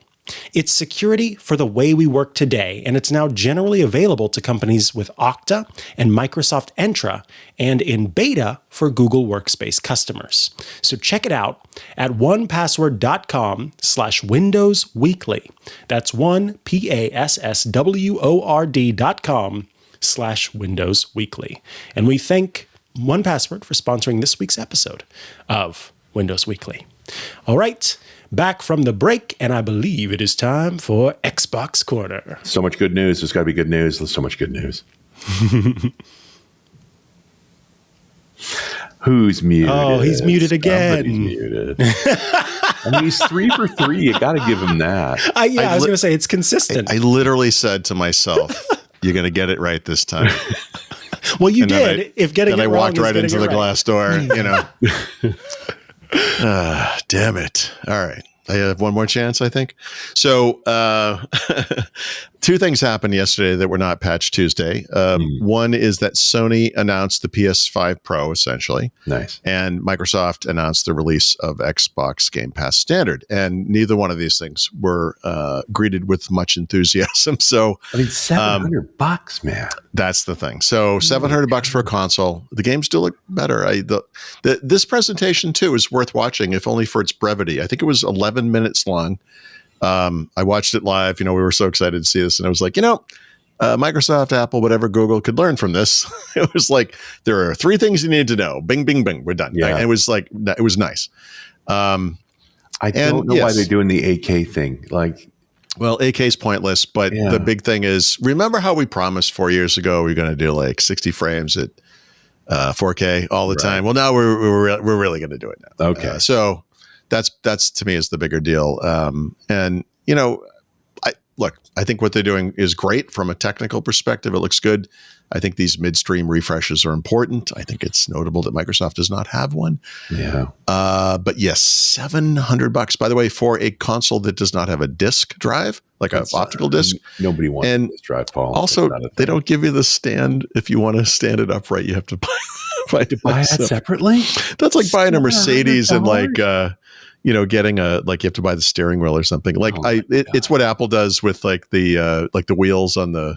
You might as well make $800 and throw everything. Like the person I know who's going to buy this in a moment has already ordered it. I guarantee. He doesn't care how much it costs, but he'd want all of the. So an Xbox. I mean, a Sony. Like the real fan, like a big fan. No pro gamer, right? Like somebody who makes his living in games, and that's he's just going to have the latest and greatest always. Okay, right now it looks. I don't like the physical box. I think it's ludicrous looking. It's an art piece, but yeah. Listen, I don't have any more plinths in my room. Thanks. It doesn't look good with other stereo equipment type stuff. It is the wrong color. It is shaped like a tulip or something. It doesn't speak to performance and power and brawny, whatever. No. But okay, that's whatever. But the games, the graphics they showed off. Nice. Which means they got the upscaler right, which is that's a logical thing to do, right? And there's an interesting truism in gaming these days where I literally can't afford to spend the money it takes to make the game as good as it can be on what that hardware is capable of. I think this AI-based upscaling thing is going to be the biggest thing that's happened to gaming in forever. AI in gaming across the board. Yep. It's all of the voiceover work, all of the digital interpretation, the fact that we could machine learning all of that stuff makes the game tremendously cheaper, more dynamic. Games are about to go through a revolution here. Yeah, it's neat. And it's also great for the games you already know, right? Mm-hmm. The games from the past where you can have some game that was maybe never brought along, never got that 4K remake, something. And now we can make that thing look awesome. We can make it look nice. Yeah, I love that. So that stuff's great. So and they did a nice demo of that. And I thought that was really well done. It's smart. Yeah. The funny thing here is if this new approach to machine learning models for building games really takes off, they're going to need new hardware. They really are. Yeah. Sorry, I was just appreciating the sticker of Mikah as Twit's official Apple goon. That was my mistake. Thanks a lot. I take the. Yeah, I'm sorry. There's a lot of love in the chat, man. I want people to understand how much I love Mikah. Yeah. I'm sorry. Not a goon. Let's just carry on, Paul, please. Yes. If you're not muted. If you knew anything about computers, maybe you could have something to say about this. So Microsoft never announced Xbox Game Pass standard, by the way. Never announced it, right? What they did do was add a support document to the support.xbox.com that described how the Game Pass subscription everyone loves and has is going away. Right. And that thing was called Xbox Game Pass. Yeah. Right. So at the time they had four. We used to have Xbox Live Gold. That became Game Pass Core, right? Mm-hmm. That had to evolve because they were running out of games to add to that games with gold promotion, right? A couple of years. Yeah. So I honestly, that's not a bad little subscription. It gives you the multiplayer gaming thing. But the big thing is you get a curated kind of collection of 25 games that you can download and play as part of your monthly fee. So that one's pretty good. And then sideways to this thing is something called PC Game Pass, which is obviously the PC version. That's hundreds of games. It's great. That one's great. That's a good one if you're a PC gamer. And it's something you could do kind of side by side with whatever Steam, GOG, Epic games you're buying, whatever it is, right? So it's there. Xbox Game Pass Ultimate, which is everything together, right? The whole enchilada. So you get the PC, console, multiplayer rights, discounts on purchases, and you get the game streaming stuff. At that time, I think it was back in July, they were raising the prices on everything as well. So this new offering is the thing that replaces Xbox Game Pass, the console. It's the console offering. It's now called Game Pass Standard. It has the full console library, so it's hundreds of games, not 25. Otherwise, it's identical to Core. What it loses in the big thing, and this was the asterisk, the tough thing for people was Microsoft made a big deal this a couple of years ago. Hey, we will give you every Microsoft Studio game in Game Pass, any version of Game Pass except for Core. Actually, Core didn't exist at the time. Yeah. On day one, right? So when Microsoft buys Activision Blizzard, and now we have Call of Duty, we're like, nice.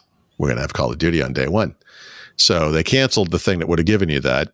And now you have to pay $20 a month to get Xbox Game Pass Ultimate. And I think this is the great delay with all of these games is, all right, you finally own some tier one games.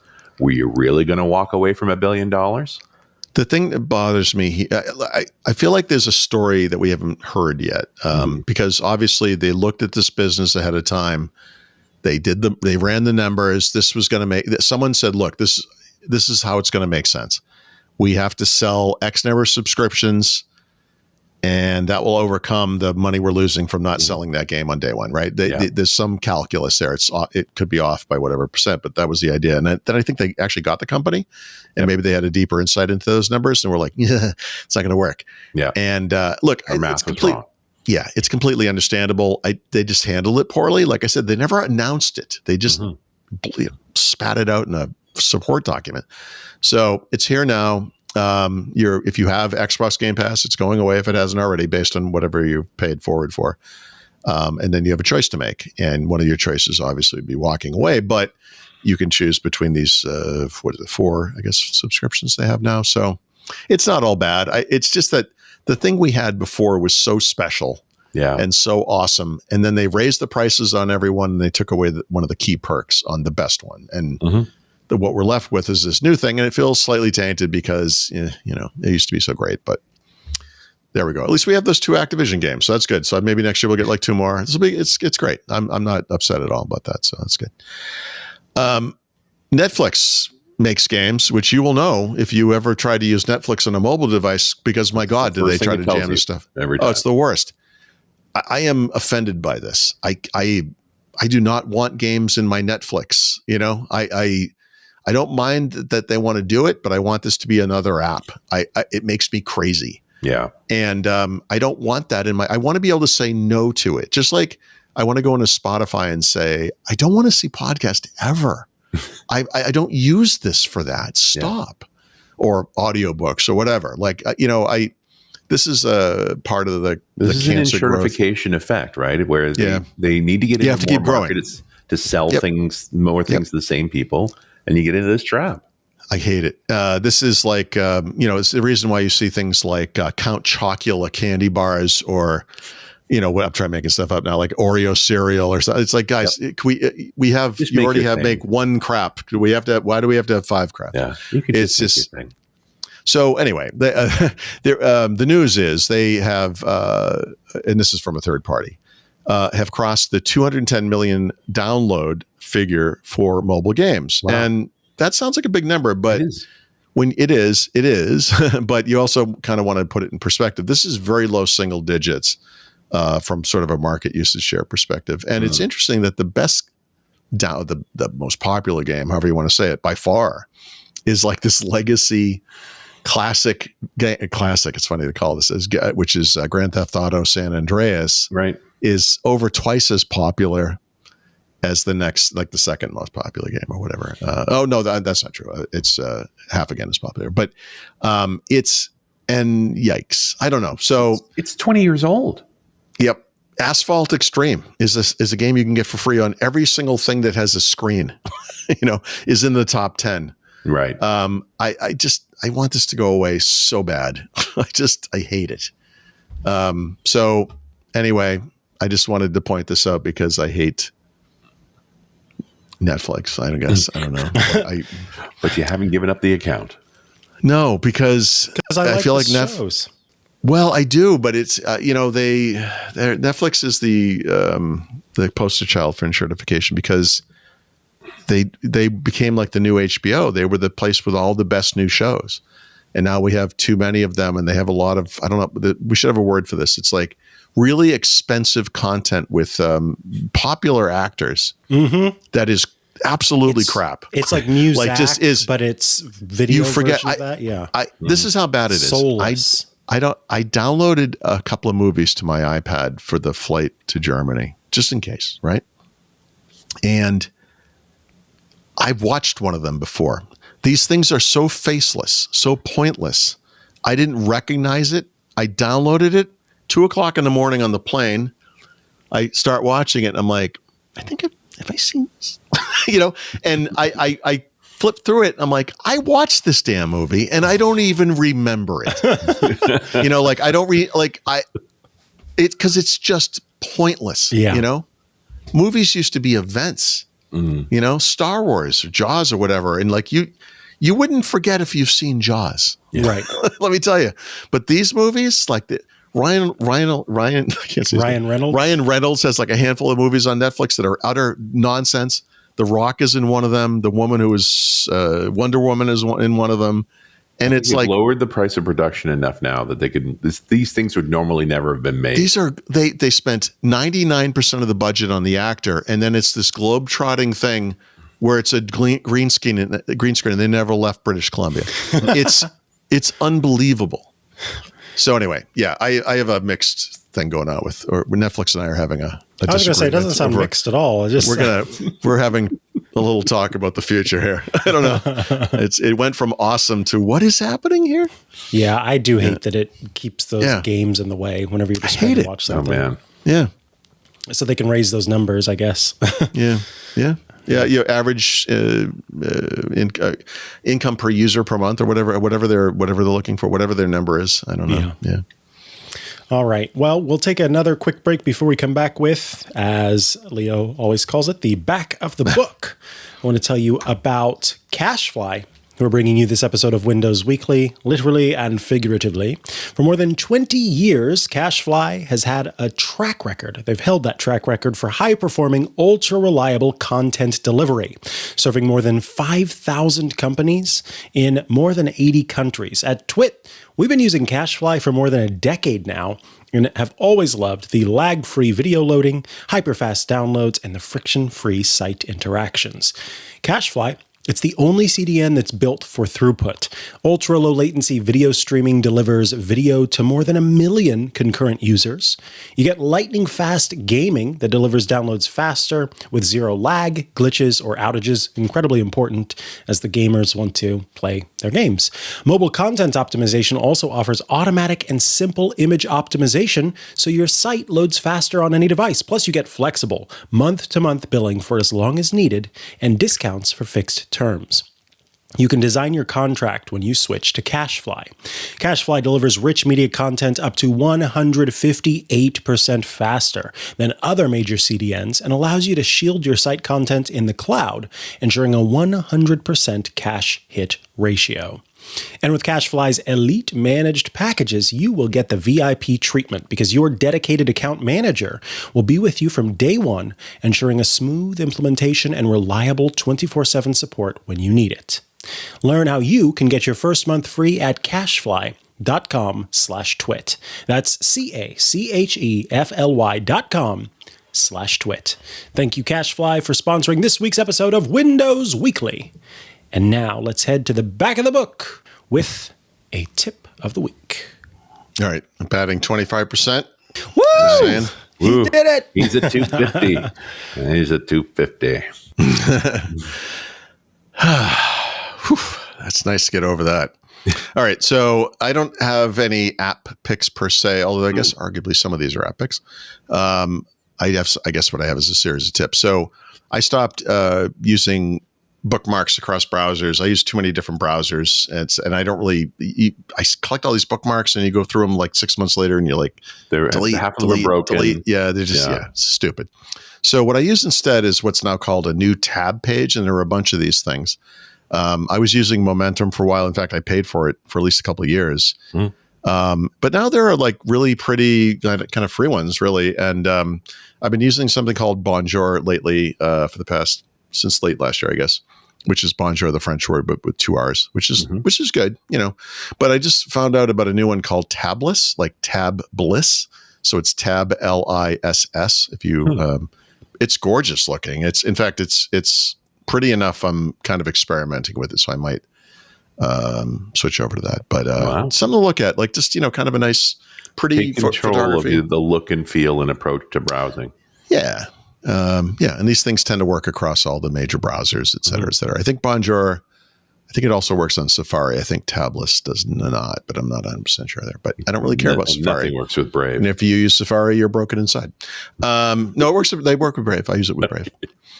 The other thing is, I maybe this is common knowledge. I don't know. So I think most people who are gamers, PC gamers especially, understand that Epic Games, I think it's every 2 weeks, will give away a couple of games. And sometimes they're like awesome games. They're great games. They gave away I think it's called the Callisto Protocol, if I'm getting that name right, a couple of weeks ago, which is a AAA game from a year or two ago at most. It's awesome, like kind of horror, thriller, sci-fi game.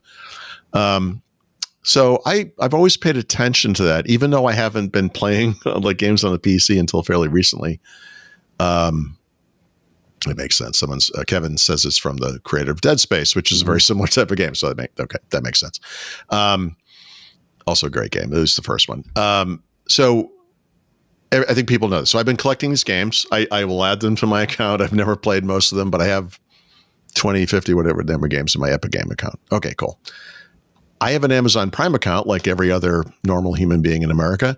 And if you have one, you have access to something called Amazon Prime Games. And I would like everyone who does have an Amazon Prime account and cares about PC games to go look at that page right now, because through the end of this month, they are giving away an incredible collection of games. And if you go to Prime Gaming, which is gaming.amazon.com, click on the free games button and you will see what's available. Now, some of it's junk for sure, but Shadow of the Tomb Raider Definitive Edition, free. Lego Indiana Jones, The Original Adventures, free. Borderlands 2, free. Baldur's Gate 2, free. I'm trying to say, it's hard because it's out of order for me because I already grabbed a bunch of these, but there's more than what I've just said. Middle-earth, Shadow of Mordor, Game of the Year Edition, free. What's interesting is as you go through these games and acquire them, they're not tied to your Prime account. So once you get them, you own them forever. Right. Some of them are on Amazon, so they have a digital locker type experience. Some of them are on GOG, Good Old Gamer, GOG.com. And I think some of them are also on either Steam or I guess it's Steam. I think it's Steam. So depending on the game, you might have to go to a third-party website, sign in if you're not already signed in, but it will add it to your library on that service. It's free. So if you have Amazon Prime, right, go get it. Just go get it and look through the games. I grabbed all the ones that I know and, figure I probably might want to play. And I grabbed a few, a bunch of these I don't recognize. Some of them are more indie type games. So you can kind of click through and see what they are and be like, oh yeah, cool. I might try that. So, the games that are free right now, I believe it could be different for different games, but I think they're all free through September 30th. And I don't know if that means they do this every month and I just woke up and found this or something, but maybe this is unique to, I don't know, but if maybe someone else knows, but, I just found out about this and I was like, yikes, this is pretty good. So something to look at. That's awesome. Yeah. All right. I guess it's me. And yeah. This week's Run As Radio is with our friend Tony Redman. So, and it actually goes back to a conversation we were having about Tony, I don't know, a month or two ago. Of course, I do a certain amount of lag with Run As. So I pinged him because he had that new book coming out. And when we looked at when I looked at what he's doing, it's like, oh, I see. The big thing that's happened here is that Microsoft, the M365 guys have poured a ton of time into making sure there's PowerShell commandlets for controlling everything in M365. And it's been a few years coming. I know from talking to listeners of Run As that automating onboarding processes into M365 was pretty tough. You want those things to all be scriptable, and there was a bunch of weird mechanisms. So often you had to pop out and do it a different way, that kind of thing. But largely it's been resolved now. So pretty much everything you need to do to control just about anything in M365 can now be done through a commandlet of one form or another. So PowerShell for M365 is so huge that when Redmond and his cohorts got done with it, it ended up being too big for the main book, right? They're the folks that make that Office 365 for IT pros book that is endlessly updated. Like every month it gets updated. It's humongous too. It makes my book like a pamphlet. Well, and and you should pay for a subscription for it because the updates are worth their weight in gold. That whenever you reference that book, it is current. But so they've literally done this automated 365 with PowerShell as a separate booklet that's absolutely worth having because it's all of these things. It's just so many different commandlets. And we ended up beyond just the core typical things of onboarding and offboarding and stuff you would normally automate. There's also extensive automations around getting into the Microsoft Graph. So just getting access to this extraordinary pool of information about who worked on what and interactions and so forth that all exists within the graph, it's all PowerShell controllable now. So you could literally write expressions to pull out those kinds of relationships and get summaries from them. Nice. I'm definitely going to listen to this one. I love Tony. I'm speaking at one of Tony's shows. Awesome. Beginning of October. Yeah, that's great. Well, he's the man, and he certainly put his heart and soul into this thing. And it's one of those products. Everyone I talk to who's in this space, it's like, oh no, I have it right here. Like you don't start work on something as an administrator in M365 without checking. Right. All right, and now it's time for the brown liquor pick of the week. Ah, Mikah, you've been away long enough, that stuff's. Oh, Mikah, whiskey conversation. You apple goon, you. Yeah. Paul put forward a very important point the other day, which he says, if I don't recognize, there's only two classes of whiskey I seem to be talking about these days: stuff and stuff. It's like, it's what? Yeah, because the micro distillery movement is becoming massive. Although this one's a little bit weirder, and I do have it here. One of the things that's been happening now that I've been doing this, 100 plus episodes, is that folks bring me whiskey. And this is the Great Skua from Einar's, which is the only distillery on the Faroe Islands. Wow. So, yeah. weird. And how did she get it? She went to the Faroe Islands. Not complicated. Wow. So if you've never been there, and I'm pretty sure you haven't, this is a cluster of 18 islands north of Scotland, roughly right between Iceland and Norway. It is nominally part of the Kingdom of Denmark, although it's a self-governing territory, much like Greenland is as well.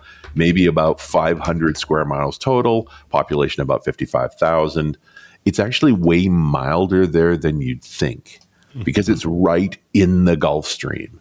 So, yeah, their summer highs are a whole like 55 degrees Fahrenheit or 12 degrees centigrade, but their winter low average is like 5 degrees centigrade, like 40 degrees Fahrenheit. Sure, they have the occasional winter storm that'll get down into like the negative 10, but not negative 40, right? Like it's mild there. And it's 62 degrees north latitude. It's not quite above the Arctic Circle, but far enough that there are days in midsummer where the sky never gets dark, right? Overnight. It just goes to sort of semi-twilight and back up again. And they're in the wintertime, the opposite, where the sun just never really rises, kind of skims the horizon and disappears again. Remarkably, they've maintained their own language through all the twists and turns of the time. They still speak Faroese, although it is really very much a derivative of Icelandic, because this is the population ended up living there were the Vikings, right? While there is evidence of humans on those islands as far back as 400 AD, and much of that evidence showed that they were eating barley, which is going to be relevant. The clear documentation of the Viking diaspora from the 900s includes these islands along with Iceland, Greenland, and the rest. So while they're part of the Kingdom of Denmark, in 1973, when the European Economic Group was forming, the Faroe Islands refused to enter. And they're actually not part of the EU either, although they are considered Danish, so they have citizenship, even if their country's not in it. So you're a citizen of the EU, but you're not in the EU. That's cool. They cut their own path. Of course, it's huge on fishing. Somewhat the notorious thing that most people know about the Faroe Islands is that they do have a pilot whale hunt. Now, pilot whales are not an endangered species of whale. They're not hunting them for recreation. It's actually for food. I don't know that it's actually a necessary thing, but it is part of their culture, and it's quite controversial. This is a fishing place, and they do a lot of fishing, fish farming. That's where they make their living. They're isolated enough that their domesticated animals, like their sheep and ducks and geese and cows and so forth, are now considered their own species. So there is a Faroe cow and there is a Faroe goose and so forth. So this is an odd, very secretive, small place. And this whiskey is called the Great Skua, which is named for a bird that is endemic to the region, although it's all over the North Atlantic. The Great Skua is not a nice bird. It's big for starters, about 2 foot long, 4.5 foot wingspan. Don't approach them. They're aggressive to people. They're not actually dangerous in any way, but if you get close to their nest, they will dive bomb at you. They in the animal kingdom, they're considered kleptoparasites, which is a great name. What?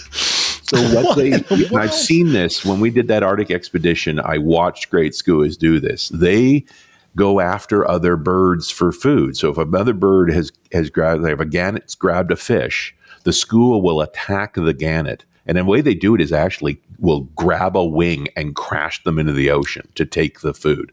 To the point where I've seen gannets, as the skua dove on them, the gannet just drops the food. Because half the time the skua just kills the other bird in the process. They're just these big bullies of birds.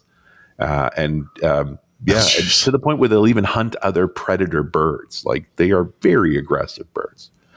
So I've set the theme. We're on the Faroe Islands. We're talking about a whiskey called Great Skua. The company behind this actually starts in 1888. So his name was Simon de Vaggi, and Vaggi means from Vaggi. And he was trained in Denmark as a baker, but got into brewing as well and formed a company called Fora Bjorn. I'm doing my best Faroese here, baking beer. Now, at that time, there were strict alcohol laws in the Faroe Islands, And so the beer couldn't be stronger than about 2.5%. So they made this weak beer. And you weren't allowed to make spirits at all. In fact, we talk about the prohibition in the U.S. in the 20s and 30s. The equivalent prohibition existed in the Faroe Islands from 1907 to 1992. So spirits were just not a thing for the most part. But the family continued to operate the brewery and expanded to other beverages. Today, when you go to the Faroe Islands, they have their own line of sodas that are made on the island. Today, the fourth or fifth generation Einar is the current operator, and he was around when the laws began to change in the late 80s. They were allowed to raise their beer to a whole 4.5% alcohol, and they then started to allow some importation of spirits. And of course, the first spirit they brought in was Aquavit, which is primarily from Norway. Now, Aquavit is essentially a gin. It's just that, what we consider gin is a grain spirit flavored with juniper and other herbs. Aquavit is a grain spirit flavored with caraway and other herbs. And so by the 2012s, they finally lifted the rule against manufacturing spirits. And so immediately this company started making spirits. They started with Aquavit first, and then actually opened their doors in 2016 with making whiskey. They are located in a little town on one of the smaller islands called Kalklavisk. There is a road system across these islands. They have some bridges and so forth, although it's very common to move around there by helicopter because they're in the North Sea, where all of the oil rigs and so forth are. There's just a huge industry for helicopters. And so there's like a half a dozen helicopter companies and a dozen helicopter landing sites across these islands. So people move around that way primarily. But when they got into distilling, this is again only 10 years or so ago, they bought into the German Holstein system, which is very well priced for these small distilleries, and their spirit still is only 1,200 liters. It's tiny. This particular whiskey, the Great Skua, they literally label it. There were 963 bottles made of this. It was bottled in July of this year. And this is bottle 574, and it's about gone. In fact, I'll pour it into this glass right now. So they're using local barley. Barley has been grown nominally on those islands for better part of 2,000 years. And they do their own maturation process. And then they have been buying Buffalo Trace and Woodford Reserve casks. So this has 3 years in bourbon and then a finishing year in Oloroso sherry cask. Very classic for a micro distiller doing small quantities like this. Again, these are only 500 milliliter bottles, so smaller than a conventional bottle. The nose is potent. This is cask strength 59.2. So, like the Great Skua, I was going to say it needs to dive bomb you like the bird. It just grabs you by the wing and smashes you in the ocean, man. Like there's no two ways about it. But man, it's nice in the mouth. Like, holy cow. It just fills your throat up and it's like, hello, I'm big and sweet and rich. You can almost taste the salt. Like you're deeply in the North Atlantic here, The ocean is amazing and it's absolutely present in this drink. Like you're drinking the ocean almost. And it burns going down. The second drink is always better than the first, which is why the bottle's empty. No coloration, no chill filtration. That's literally all that came from the barrel. There were only less than 1,000 of these made. They're sold almost nowhere. If you can find one, between 150 and 200 US. It's really expensive for a small bottle of whiskey, but it's the only thing up in the Faroe Islands. I understand there's now a couple of other additional distilleries starting up there because the aging characteristics of that land with its very mild temperatures and consistency, it should make great whiskey. They just haven't had time. This has been around less than 10 years. So give them a few more years. I think amazing things are going to start coming out of these places. And then part of the conversation you haven't been in on because, you've been doing your normal job, Mikah, is that we're seeing a change in the sales pipeline. They're not even attempting to retail these things. They're selling them through whiskey clubs and some direct sales. And that's about it because they're only going to make 20, 30,000 bottles in a year of anything. There's 3 or 4 different whiskey editions. They still make their gin and aquavit and apparently making a rum now. But they don't need to get big. They don't need to go big commercial. They can make a living in these smaller scales, and it just gives us more choice, more interesting whiskeys. And this one, I'm probably never going to get a chance to have it again, unless I go up to the Faroe Islands. And then it won't be this. It won't be the Great Skill. It'll be one of the others. But that's the delight. Like, what if you found a company making a product that every single one of them was a unicorn? You know, in that sense of it's only a few hundred bottles. So enjoy it now. You'll never see it again. And the next time you want one, it'll be different. Maybe good. Wow. That was actually, I found that truly delightful. As a person who doesn't drink, that was really an interesting story. And I thought you did a very good job in describing the taste of it as well. So, as you know, Kevin does put together these moments as little like clips, I think is how it's done on YouTube. So you can Whiskey Weekly there's a playlist there, and all that it really started because of the explanation of how Scottish whiskey is made. That was 8 parts and totaled 2.5 hours. But now we've gone into Japanese and American and so forth. I'm not going to do a whole segment on Faroese whiskey because we got the only one. But yeah, that's the collection there. And we do one every week. They're not all up there yet, but there's lots of fun there. And it's been one of my favorite things of getting involved with Windows Weekly has been just making these silly stories. And it's become its own thing. People bring me whiskey all the time now. I love that. And I'm sure you love that too. I like that my mind has changed. You know, I thought I knew my way around whiskey before this, but I see things very differently now. Well, I hope that you see Windows a little differently now, having watched this episode of Windows Weekly, be that positive or negative. We appreciate everybody for tuning in. I want to remind everybody that it is a great time to join the club, twit.tv/clubtwit. When you join the club, you are helping support the work that we do here at Twit. It's $7 a month. And in doing so, you will gain access to every single one of our shows ad-free. It's just the content. You also gain access to the Twit Plus bonus feed that has extra stuff we won't find anywhere else. Behind the scenes, before the show, after the show, special Club Twit events get published there. Access to the members-only Discord server, a fun place to go to chat with your fellow Club Twit members and also those of us here at Twit.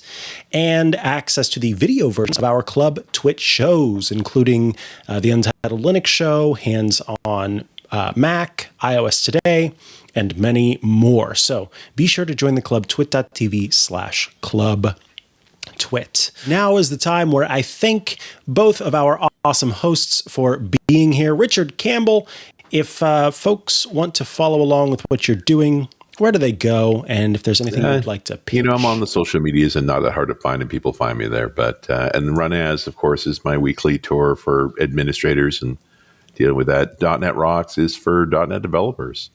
And I'm at my conference. This is the Dev Intersection and Next Gen AI show. We'll do 1 or 2 of these a year. Plus, we also do shows for Fabric and Power Platform and M365. Awesome. And Paul Thurrott of Thurrott.com. Anything special you want to share? Oh, just that he's muted. That's the only thing.